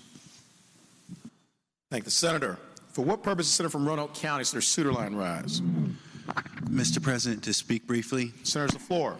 Thank you, Mr. President. I obviously come from a different perspective than the senator from James City and Bedford on this particular proposal or set of proposals. I did not vote for the Senate budget, although I do think it was significantly preferable to what came from the other end of the Capitol, and I understand all the hard work that was put into it. I personally have issues with several of the tax increases that the budget's built on, the revenues there. I also have a significant issue with both the Senate budget and now the conference report moving away from the governor's proposal on Catawba Hospital. That's something that's incredibly important for those of us in the western part of the state to provide those needed services, and so it's disappointing. But so I would have voted against the conference report had this been presented to me on Saturday. But I think that there's something very important from those of you that do embrace this approach doing this now. I don't know how serious the actual virus is, but the economic consequences are hitting me pretty hard when I just every day get another message about how much I've lost with my rather modest portfolio, and lots of other people are getting hit a lot harder who we rely on for the tax base in this Commonwealth a lot more than we rely on people like me. But I just don't think this is something that we should be moving forward with today, even if this is an approach that you like.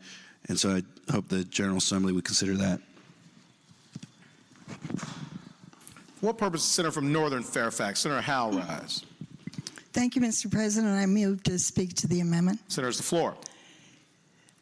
You know, for many years, I've worked very closely with the senator from Bedford and the senator from James City County, and I have tremendous respect for their opinions. And I'm very grateful that they like my leadership. I appreciate that. But I disagree almost totally with the senator from Bedford and halfway from the senator from James City County. It's true, we are in troubling and uncertain times. We don't know what's going to happen next. There could be a quick recovery or things could get much worse very, very suddenly.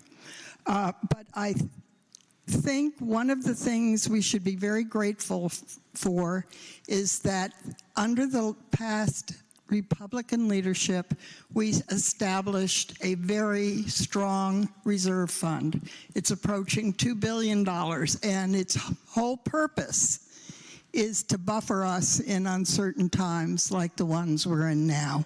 So I don't think that there is any need for us to act precipitously. I think we're in good condition for the near future. But I do agree we need to have contingencies. I think what we should do is pass both budgets. Not doing it will send out signals that I think will be very upsetting to much of the population of Virginia. I think we need to be steady and firm at this point. And so passing the budgets will convey that message. At the same time, I do believe that the conferees need to be meeting and coming up with contingencies in case they're needed. Hopefully they won't be. But if they are, we should have them ready to give to the governor so when we get to the veto session, he can send down any adjustments to the budget that are needed. And that's what he does every year anyway. This is normal procedure. So I would hope that you will vote for both budgets and continue to have confidence in the conferees so that we can continue our work. Thank you, Mr. President. Thanks, Senator.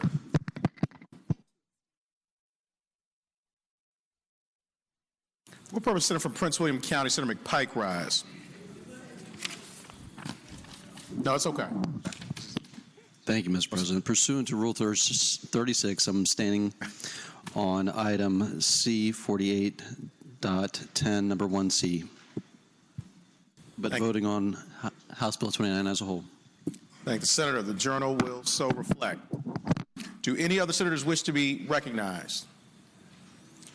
Seeing none, the question is, shall the Senator adopt Senator from Portsmouth, Senator Lucas. Thank you, Mr. President. Mr. President, I am abstaining pursuant to Rule 36 on items 313. Oh, Senator, I'm so sorry to interrupt. I think it's not going to be pertaining to House Bill 30, I believe. Okay, thank you. We're just doing 29 right now. And we have others as well, so we'll come back to that. Question is, shall the Senate adopt the conference committee report regarding House Bill 29? All in favor of the motion will record their vote aye. Those opposed, no.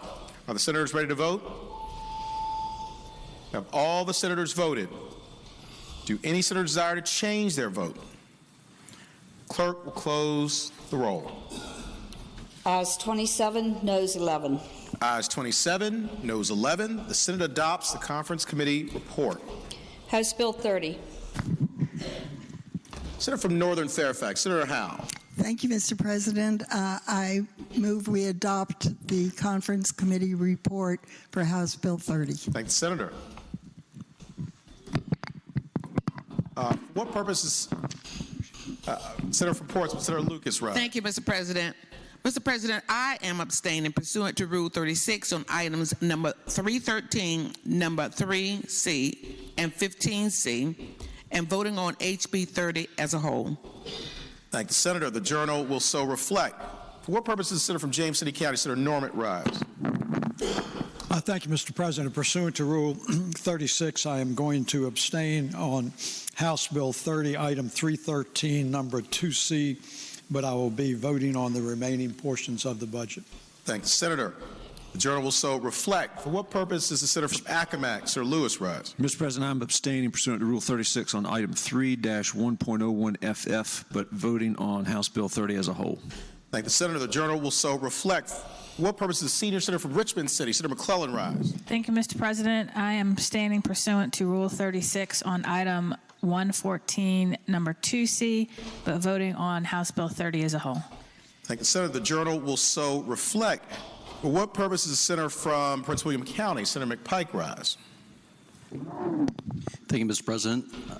I'm abstaining pursuant to Rule 36 on items 70 as well as items 385, paragraph L, but voting on House Bill 30 as a whole.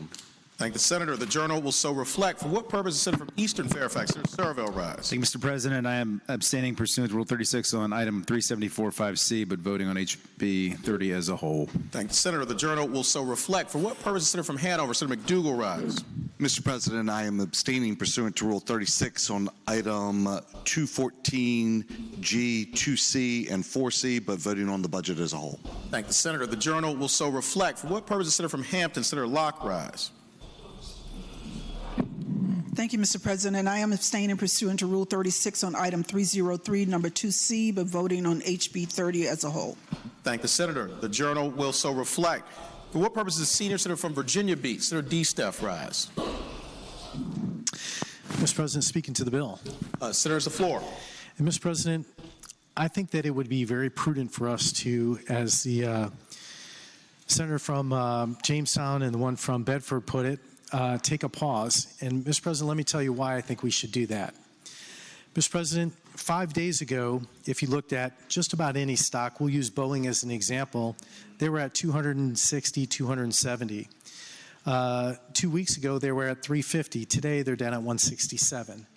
Mr. President, when we put this budget together, we based it on what we believe the financial future for the Commonwealth to be, and we did it on a short-term and long-term basis. And Mr. President, with the numerous bodies that we're hiring here, with the additional spending that we've taken both in House Bill 29 and 30, and I will say overall there are things I agree with in this budget and there are things I disagree with in this budget. But Mr. President, I think that Wall Street would understand if we took a strategic pause at this point. Let it be a week, let it be 10 days. But I think Wall Street would understand and see that Virginia was taking a fiscally prudent approach to our future. Because, Mr. President, I think in 5 days, as 5 days ago, we were much more comfortable with where we were going as a future of Virginia. I think in the next 5 to 10 days, we'll be reassured that we're going in the right direction. But, Mr. President, I think now would be a prudent time to take a strategic pause and reflect on what's happening, how our approach is going to be to what's happening, not just to what's happened here in Virginia, here in the nation and globally. I mean, we have a global response that's happening today. And Mr. President, I think for us to vote on this today would not be the responsible thing to do, and I truly believe Wall Street would probably agree with us today. So with that, Mr. President, I hope the body would reconsider and take a strategic financial pause at this point. It doesn't hurt anything if we say we're going to come back in a week. It doesn't hurt anything if we say we'll be back in 10 days. Our schools and our jurisdictions, and we've proven this in the past, they can certainly understand and they can certainly plan if we're a week or 2 weeks late, Mr. President. Thank you very much.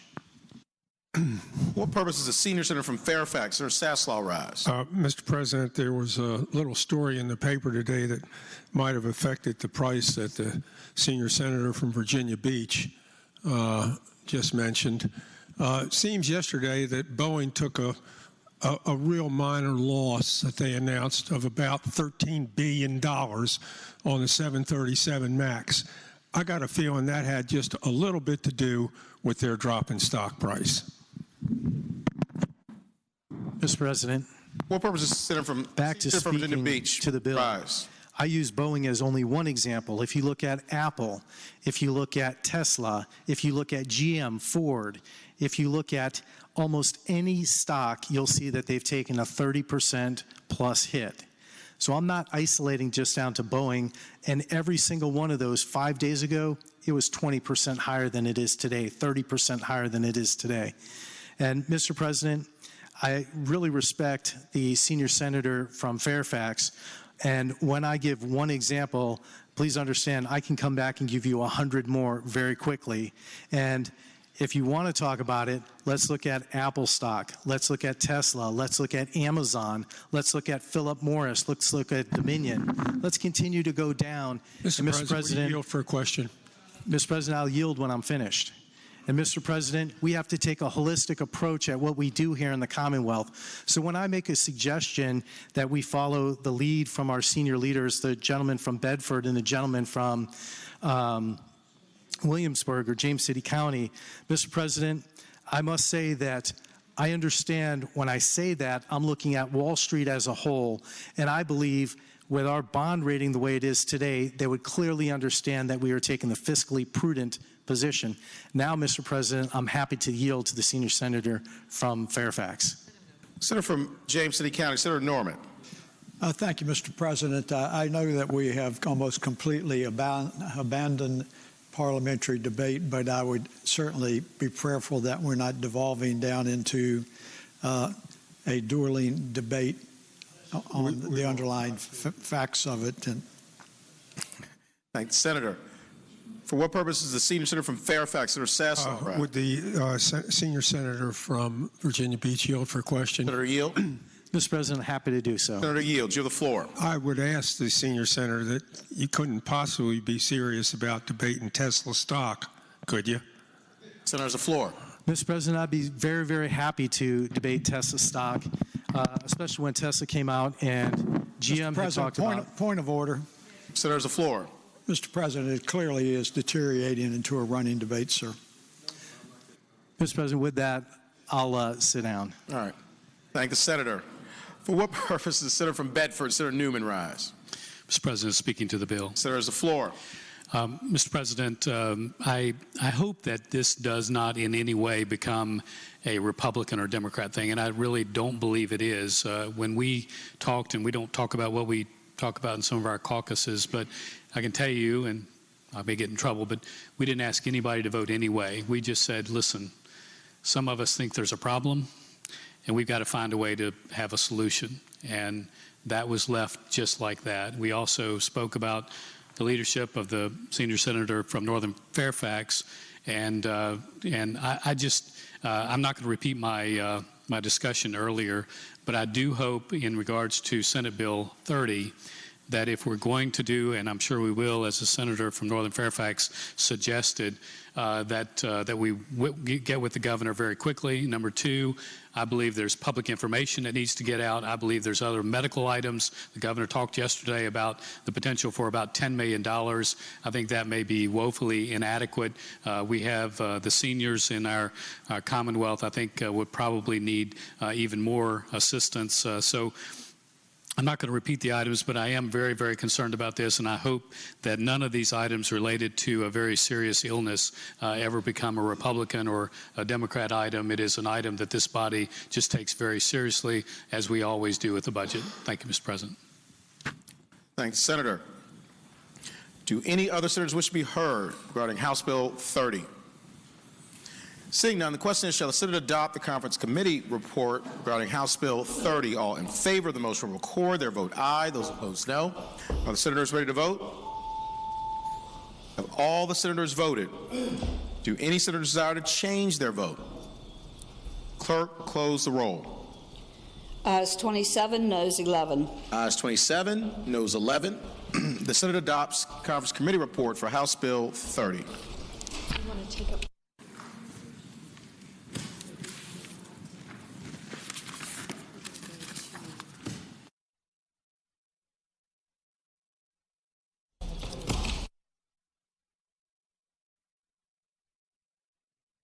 Senator from Hampton, Senator Lott.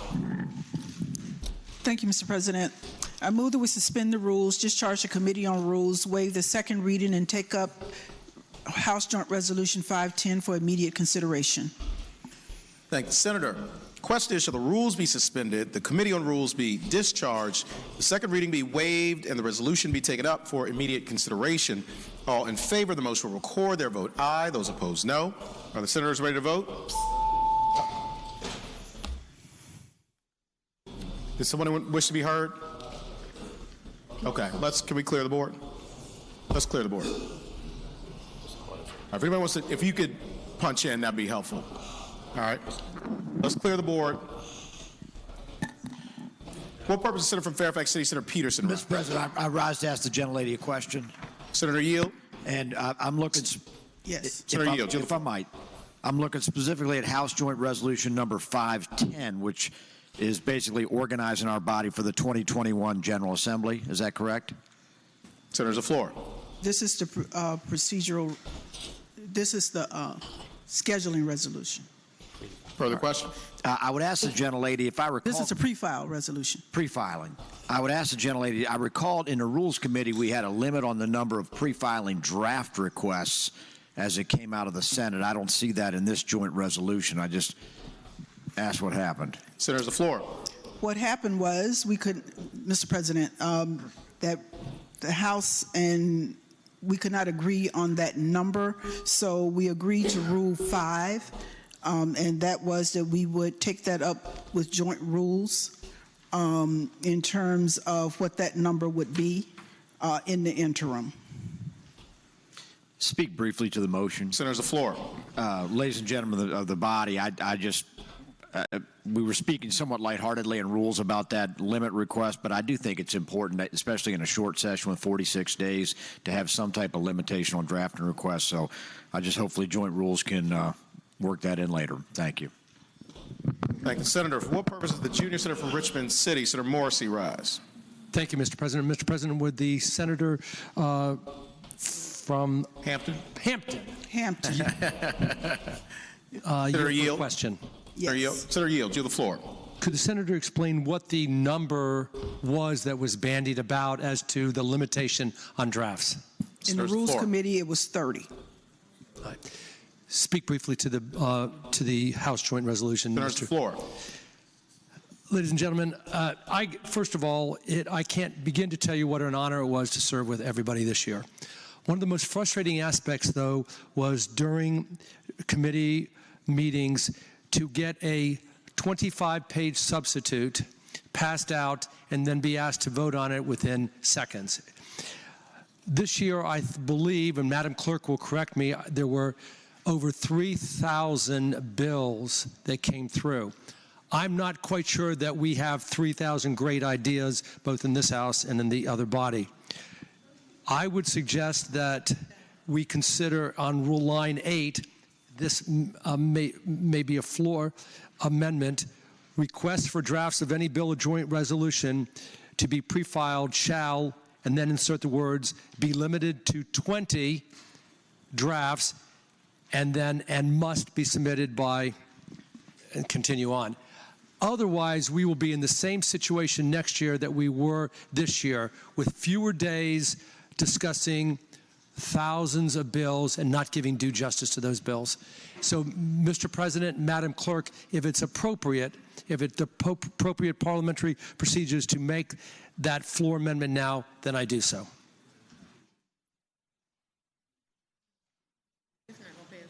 No, it's not.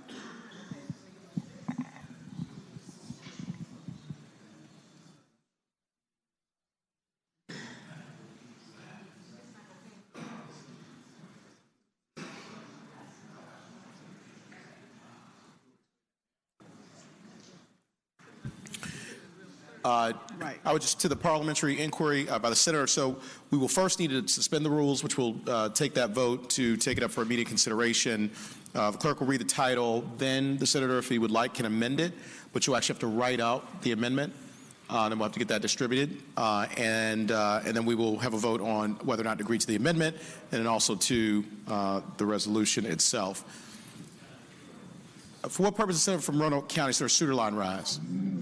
Mr. President, speaking briefly to the motion. As the amendment is being envisioned on the other side of the chamber, I just point out, based on the way it was described, it sounds like it's would only be a limitation on drafts, not actually bill filings. So we very much could actually end up in a worse place where folks, in an effort to go over that number, draft it themselves, and then it comes to committee, and then we have to get even more DLS substitutes there. So as the amendment's being drafted, if that's the will of the body to go in that direction, I think that's what we ought to consider. Mr. President. Senator from Hampton, Senator Locke. We have been dealing with this joint resolution since the first day. And the House is not going to agree to that amendment. So I think that it is in the best interest of this body to simply go ahead and agree to this resolution. And quite frankly, irrespective of what Joint Rules does, I've had a conversation with the senator from James City County, and we are going to come up with a limitation on bills for the Senate, irrespective of what Joint Rules does. So it doesn't matter. We're coming up with a limitation for the Senate on the number of bills.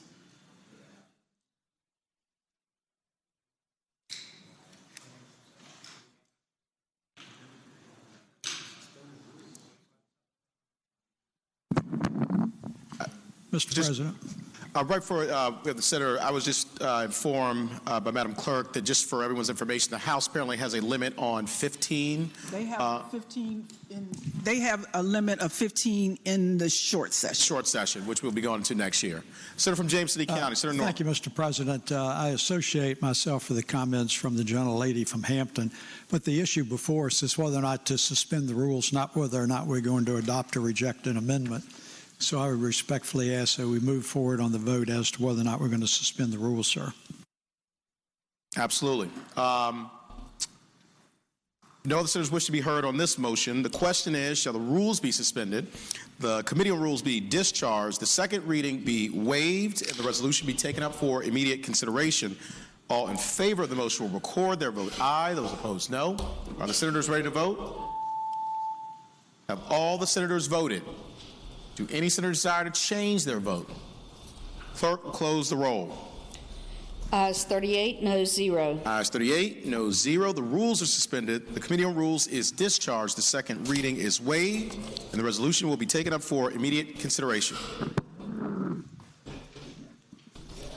Madam Clerk, read the title. House Joint Resolution Number 510, establishing a schedule for the conduct of business for the pre-filing period of the 2021 regular session of the General Assembly of Virginia. For what purpose does the junior senator from Richmond City, Senator Morrissey, rise? Thank you, Mr. President. Mr. President, I rise to speak to the resolution. Senator, the floor. Mr. President, ladies and gentlemen of the body, in addition to the senator from Hampton, at least two other senators have assured me that this matter is going to be considered in the summer session of the Rules Committee. That assuages my concern, and I will not be submitting an amendment limiting it to a particular number. Thank the senator. For what purpose does the senator from Alexandria, Senator Eben, rise? Briefly to address the remarks of the senator from Hampton. Senator, the floor. It was mentioned that the Rules Committee will be, I guess the Senate Rules will be deciding on limitations to the number of bills that we put in over the interim. And I wanted to suggest first, in the future, I think it would be helpful for that to come before the whole body for us to ratify or agree to that decision. But in lieu of that, I think it's important that senators know sooner rather than later, especially the senator from Eastern Fairfax, lest we put in too many drafts early and then find out that we're limited. For what purpose does the senator from Hanover, Senator McDougall, rise? Mr. President, speaking to the resolution. Senator, the floor. Mr. President, I would agree in the thought process with the senator from Hampton about moving forward with the procedural resolution. Mr. President, the only exception that I would have are lines 25 through 27, Rule 5. Mr. President, I do think it's important that this body have rules, and candidly, last year we did have rules, and we were able to get through our business in a short session. We limited the amount of bills that one could file, and to a certain extent, we were able to control the number of bills pre-filed. But, Mr. Chairman, the concern I have about this House resolution as it's before us is now we are going to let the House bind us through joint rules. As a Senate, we should be making the rules for ourselves. We should say, if we don't want our members to pre-file more bills, then 30 or 25 or 10, whatever the number is, we ought to decide. If we don't want our members to introduce more, then whatever that number is, we should decide. So we are ceding some of that authority under Rule 5 in this House Joint Resolution to the other body down the hall. And I agree that we should all be working to make sure our legislative services staff is able to tackle the task and do it in a timely fashion. And Mr. President, I would suggest that the timeframes that we have established under this resolution puts our staff squarely working during the Christmas, New Year's holidays to get all those drafts back.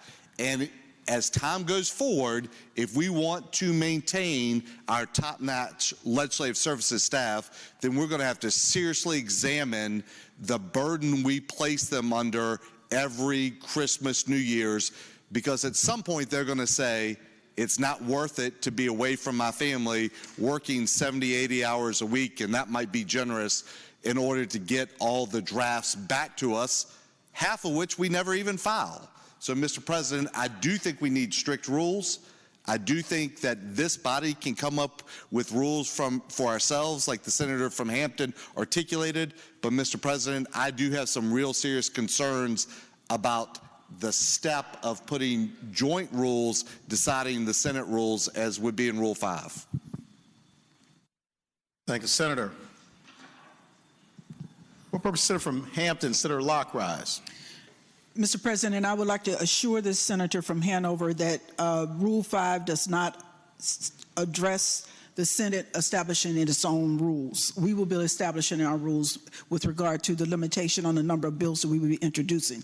Rule 5 also addresses the fact that we will be considering parity on studies and commissions moving forward. That's part of why that's there. So if there's no one else who wishes to speak, I would move that we agree to the resolution. For what purpose, Senator from Arlington? Senator Favola, rise. Thank you, Mr. President. Just one question for clarification. Senator Yield.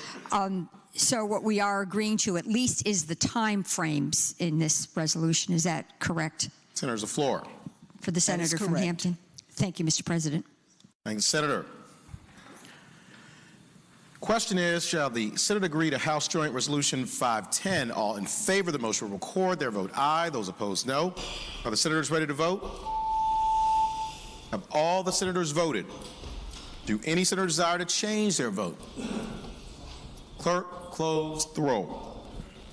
Ayes 36, noes 2. Ayes 36, noes 2. The Senate agrees to House Joint Resolution 510.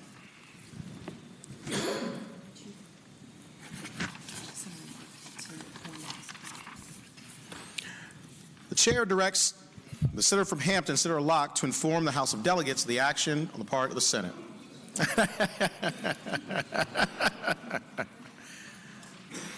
The chair nicely asked the senator from Hampton, Senator Locke, she'd go to see the House delegates. The Senate will be at ease.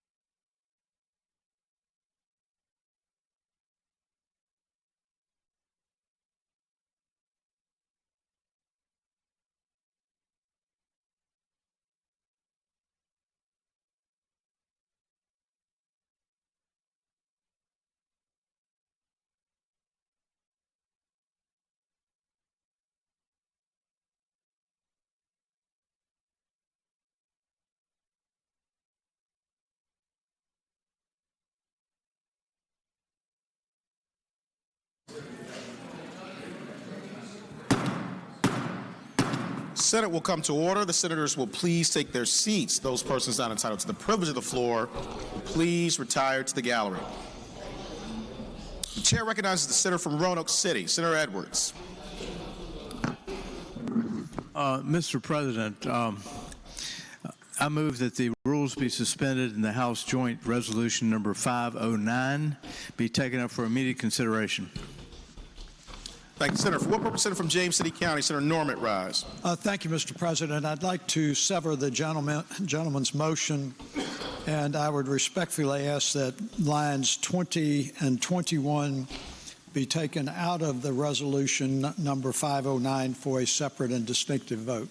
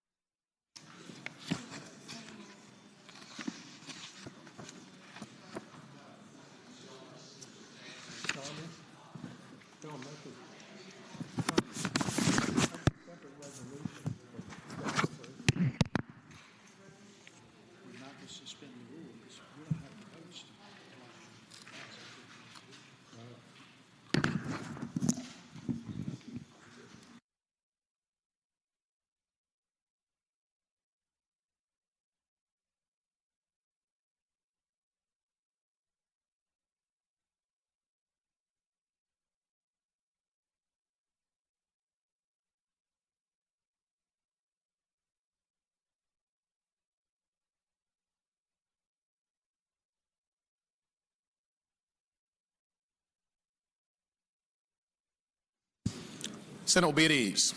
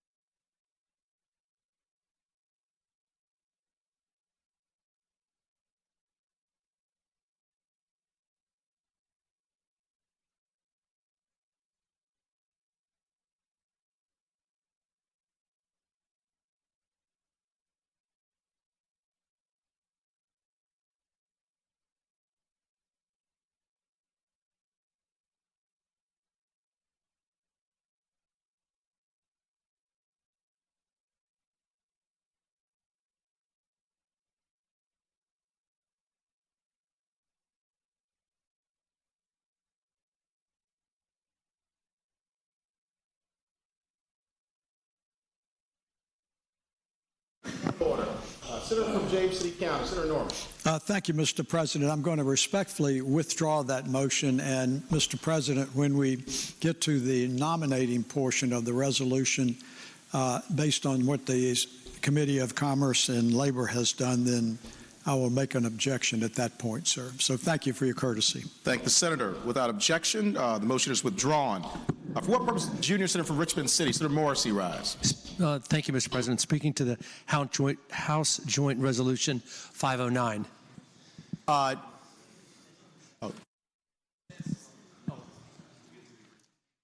Mr. President, we have not suspended the rules. Correct. We're going to do. Can we do that first, and we'll come back to you. Thank the senator.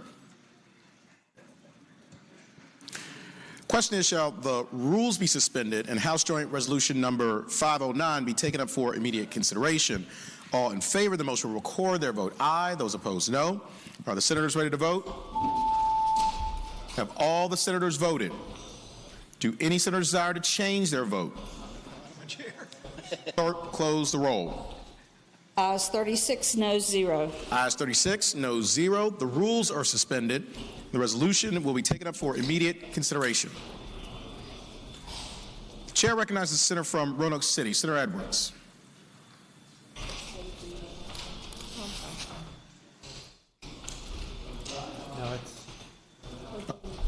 agreed to in your script. It's agreed to. We've already suspended the rules. Mr. President, I move that the resolution be agreed to. We've waived reading. Okay. 1 sec, Senator. Sorry. I'm sorry. Yeah, We have to waive. agreed to. Oh, we agreed to. Don't wait. Don't wait. It's agreed to.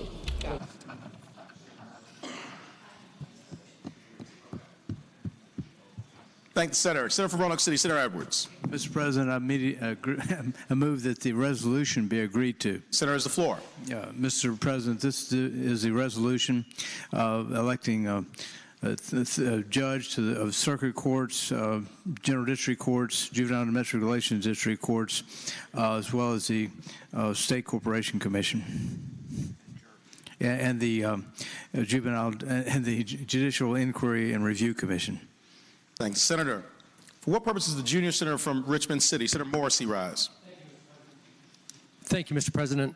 I rise to speak on with regard to HJR 509. Senator has the floor. Thank you, Mr. President. Mr. President, members of the body, while I intend to vote for HJR 509, there is one glaring absence from this list of 6 judicial appointments, including those 2 to the Judicial Inquiry and Review Commission. And that's a judicial appointment to the 12th Judicial Circuit in Chesterfield County. Chesterfield County comprises almost 350,000 citizens in the Commonwealth of Virginia. A jurist who is retiring after almost 30 decades of stellar service. That seat is going to be vacant. We've had vettings of it, and I remember when I was in the House in the minority, I wasn't always a participant in these, but I was determined when I was in the majority that I would try to be a part of a body that collectively tried to put the best jurist on that bench. Towards that end, we had a meeting of delegates and senators, Republicans and Democrats, and 80%, 8 out of those 10 members of that judicial district circuit wanted one candidate. Unfortunately, 2 members from the other body that represented a small sliver of the population in Chesterfield County were opposed, and for that reason alone, we don't have a nominee for the Chesterfield Circuit Court position. And that does a disservice to those 350,000 citizens. We operate in this democracy with the understanding that one man, one vote actually works.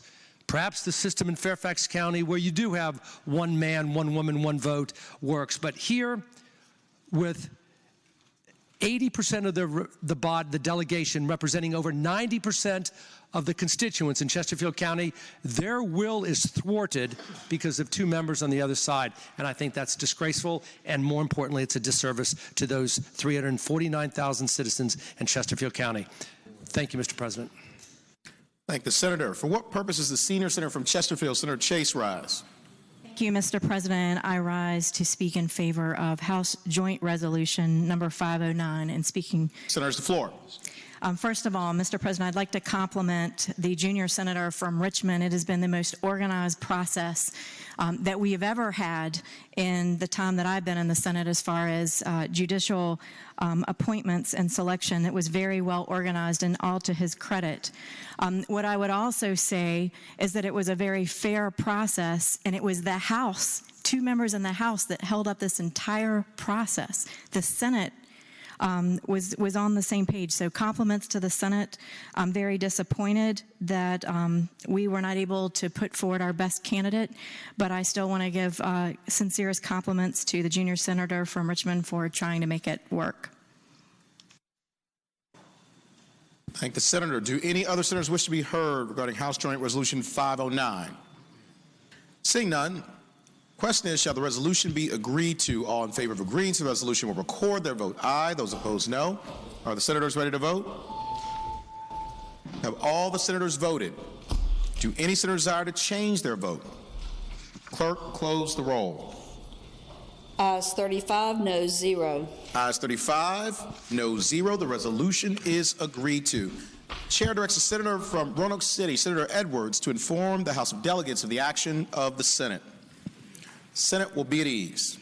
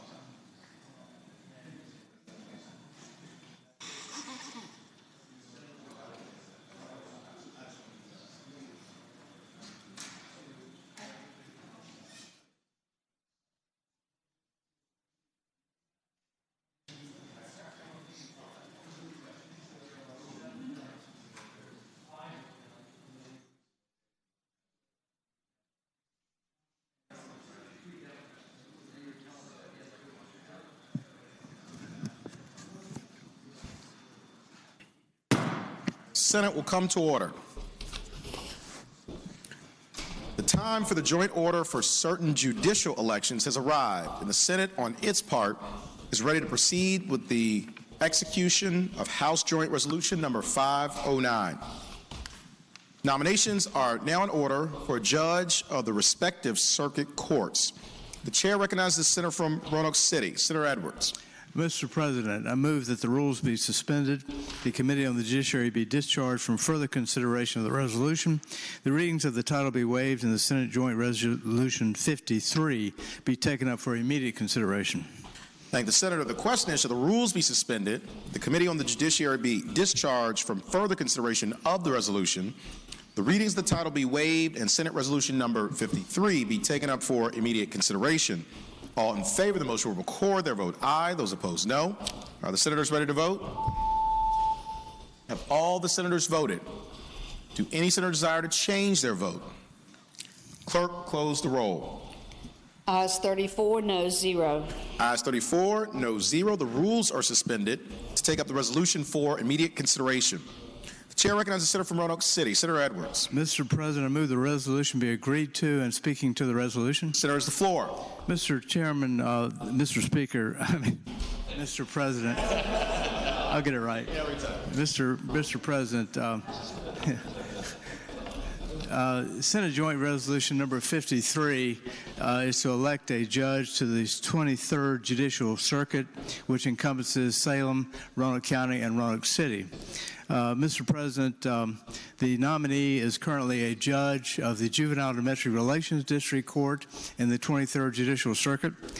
He's been a friend of mine for a long time. Honestly, Ware came to Roanoke and started practicing law late 80s, early 90s, I believe. We became friends then.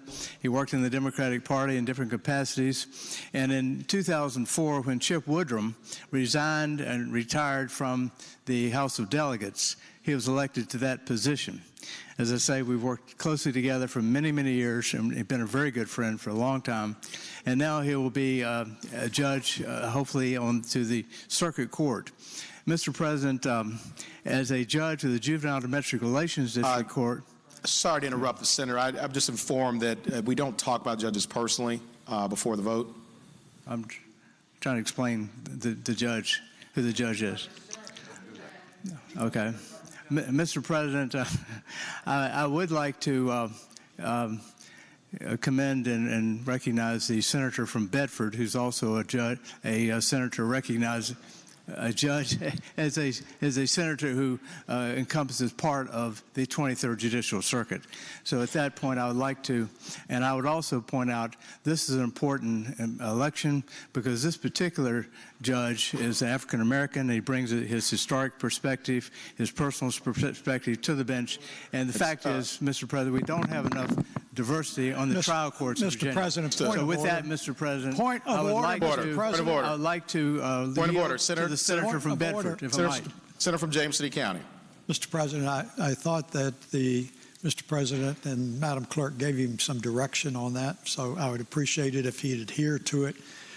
And I don't recall many times on judges this level that we've had discussions about gender, ethnicity, political affiliation.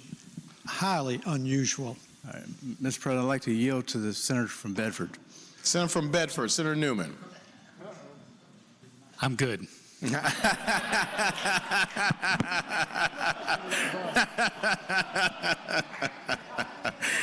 Well played, well played. I renew my motion that the resolution be agreed to. Thank the senator. Do any other senators wish to be heard regarding the resolution? Seeing none, the question is, shall the Senate agree to Senate Resolution 53? All in favor of the motion will say aye. Aye. Those opposed, no. The ayes have it. The resolution is agreed to. Sergeant at Arms. Mr. President, a message from the House. Please receive it. The delegate from Norfolk, Delegate Lindsay.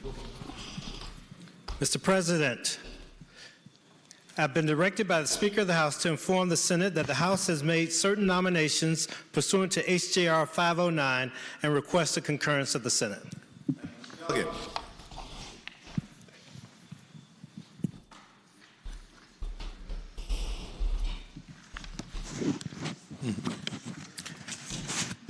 Nominations are now in order for a judge of the respective general district courts. Chair recognizes the senator from Roanoke City, Senator Edwards. Mr. President, I move the rules be suspended, the Committee on the Judiciary be discharged from further consideration of the resolution, the readings of the title be waived, and Senate Joint Resolution number 80 be taken up for immediate consideration. Thank you, Senator. The question is, shall the rules be suspended, the Committee on the Judiciary discharged from further consideration of the resolution, the readings of the title be waived, and Senate Resolution number 80 be taken up for immediate consideration? All in favor of the motion will record their vote aye. Those opposed, no. Are the senators ready to vote? Have all the senators voted? Do any senators desire to change their vote? Clerk will close the roll. Ayes 35, noes 0. Ayes 35, noes 0. The rules are suspended to take up the resolution for immediate consideration. The chair recognizes the senator from Roanoke City, Senator Edwards. Mr. President, I move the resolution be agreed to. Thank you, Senator. Question is, shall Senate Resolution 80 be agreed to? All in favor of the motion will say aye. Those opposed, no. The ayes have it. The resolution is agreed to. Nominations are now in order for judges of the respective juvenile and domestic relations district courts. Chair recognizes the senator from Roanoke City, Senator Edwards. Mr. President, I move the rules be suspended, the Committee on the Judiciary be discharged from further consideration of the resolution, the readings of the title be waived, and the Senate Resolution number 81 be taken up for immediate consideration. Thank the senator. The question is, should the rules be suspended, the Committee on the Judiciary be discharged from further consideration of the resolution, the readings of the title be waived, and Senate Resolution number 81 be taken up for immediate consideration? All in favor of the motion will record their votes aye. Those opposed, no. Are the senators ready to vote? Have all the senators voted? Do any senators desire to change their vote? Clerk will close the roll. Ayes 35, noes 0. Ayes 35, noes 0. The rules are suspended to take up the resolution for immediate consideration. Chair recognizes the senator from Roanoke City, Senator Edwards. Mr. President, I move that the resolution be agreed to.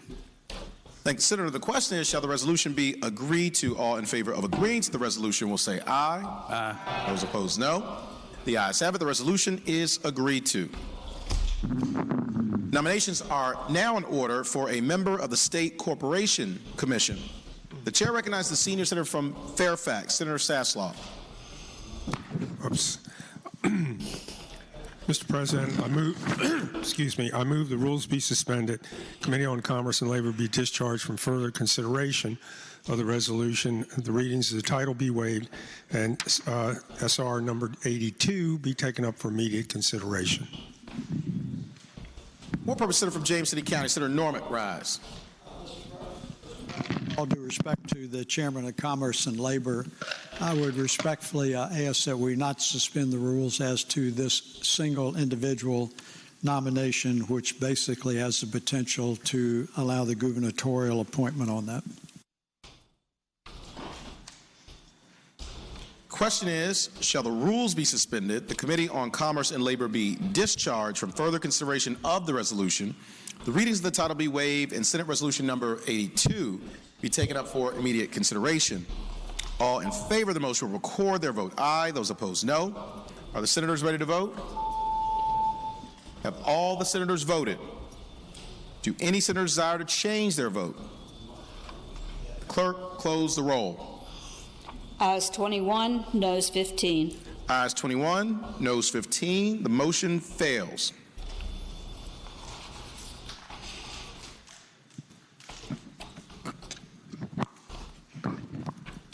Nominations are now in order for members of the Judicial Inquiry and Review Commission.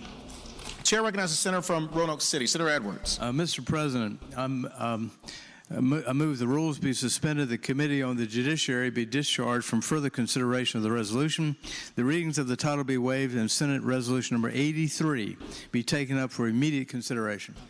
Thank the senator. Question is, shall the rules be suspended, the Committee on the Judiciary be discharged from further consideration of the resolution, the readings of the title be waived, and Senate Resolution number 83 be taken up for immediate consideration? All in favor of the motion will record their vote aye. Those opposed, no. Are the senators ready to vote? Have all the senators voted? Do any senators desire to change their vote? Clerk, close the roll. Ayes 36, no 0. Ayes 36, no 0. The rules are suspended to take up the resolution for immediate consideration. Chair recognizes the senator from Roanoke City, Senator Edwards. I move the resolution be agreed to. Thank the senator. The question is, shall the resolution be agreed to? All in favor of agreeing to the resolution will say aye. Aye. No.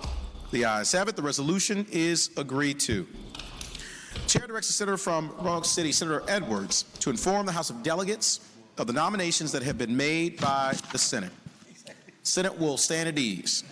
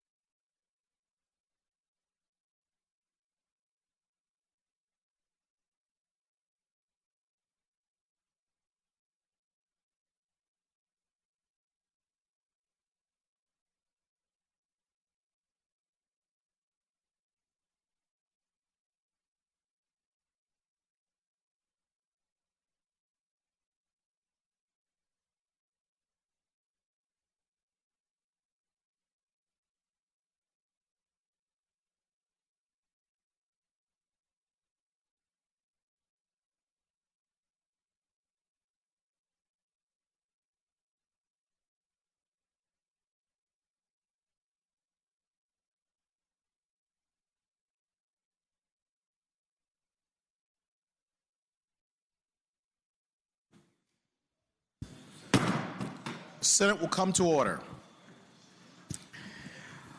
All in favor of the nominee of the Senate as named by Senate Resolution number 53 to be a judge of the respective circuit court will record their vote aye. Those opposed, no. Are the senators ready to vote? Have all the senators voted? Do any senators desire to change their vote? The clerk will close the roll. Ayes 34, no 0. Ayes 34, noes 0. All in favor of the nominee of the Senate as named by Senate Resolution number 80 to be a judge of the respective General District Court will record their votes aye. Those opposed, no. Are the senators ready to vote? Have all the senators voted? Do any senators desire to change their vote? Clerk, close the roll. Ayes 34, noes 0. Ayes 34, noes 0. All in favor of the nominees of the Senate as named by Senate Resolution number 81 to be judges of the respective juvenile and domestic relations district courts will record their vote aye. Those opposed, no. Are the senators ready to vote? Have all the senators voted? Do any senator desire to change their vote? Clerk, close the roll. Ayes 34, noes 0. Ayes 34, noes 0. As many as are in favor of the nominees of the Senate as named by Senate Resolution number 83 to be members of the Judicial Inquiry and Review Commission will record their vote aye. Those opposed, no. Are the senators ready to vote? Have all the senators voted? Do any senator desire to change their vote? Clerk will close the roll. Ayes 35, noes 0. Ayes 35, noes 0. The chair appoints Senators McClellan, Boysko, and Chafin, committee on the part of the Senate, to count and report the vote of each House in each case. The Senate will stand at ease.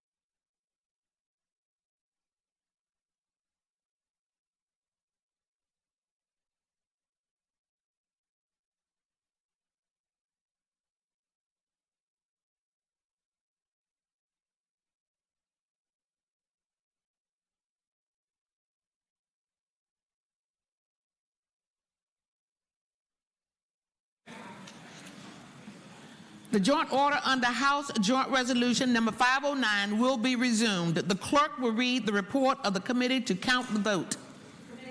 The committee has reported as follows. Number of votes necessary to elect: in the House of Delegates, 51, in the Senate, 21. The chair recognizes the senator from Roanoke City, Senator Edwards. I move the reading of the resolution be waived, or the report be waived. The question is, shall the reading of the report be waived? All in favor of the motion will record their votes aye. Those opposed, no. Are the senators ready to vote? Have all the senators voted? Does any senator desire to change their votes? The clerk will close the roll. Ayes 30, no 0. Ayes 30, no 0. The motion to record the votes, the way the reading of the report has been agreed to. Those named in the report as having received the majority of votes of the members elected to each house of the General Assembly are declared duly elected as judges of the respective Circuit Court, General District Court, and Juvenile and Domestic Relation Districts Courts, and as members of the Judicial Inquiry and Review Commission for the terms that have been set forth. Madam Clerk, is there any other business to come before the Senate? I would like to point everyone to the Department of Human Resource Management website to monitor what is going on with the state and emergency leave, public health issues. The governor is supposed to be having a press conference in a few minutes. So they, on DHRM's site, they have the administrative procedure that the state will be following as far as paid sick leave, etc. So you may want to monitor that. The chair directs the senior senator from Fairfax County, Senator Saslaw, to inform the House of Delegates that the Senate is ready to adjourn sine die.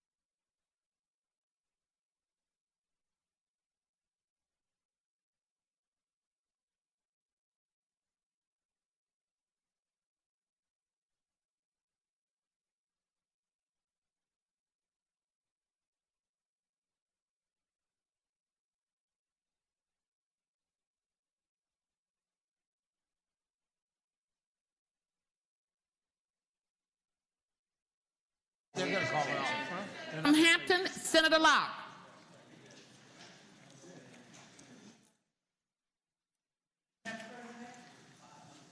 Guess I need a microphone on. Madam President, I move that the Senate do now adjourn, sine die. As many are in favor of the motion to adjourn, sine die, will say aye. Aye. Those opposed, no. The ayes have it. The motion is agreed to. The Senate is adjourned, sine die.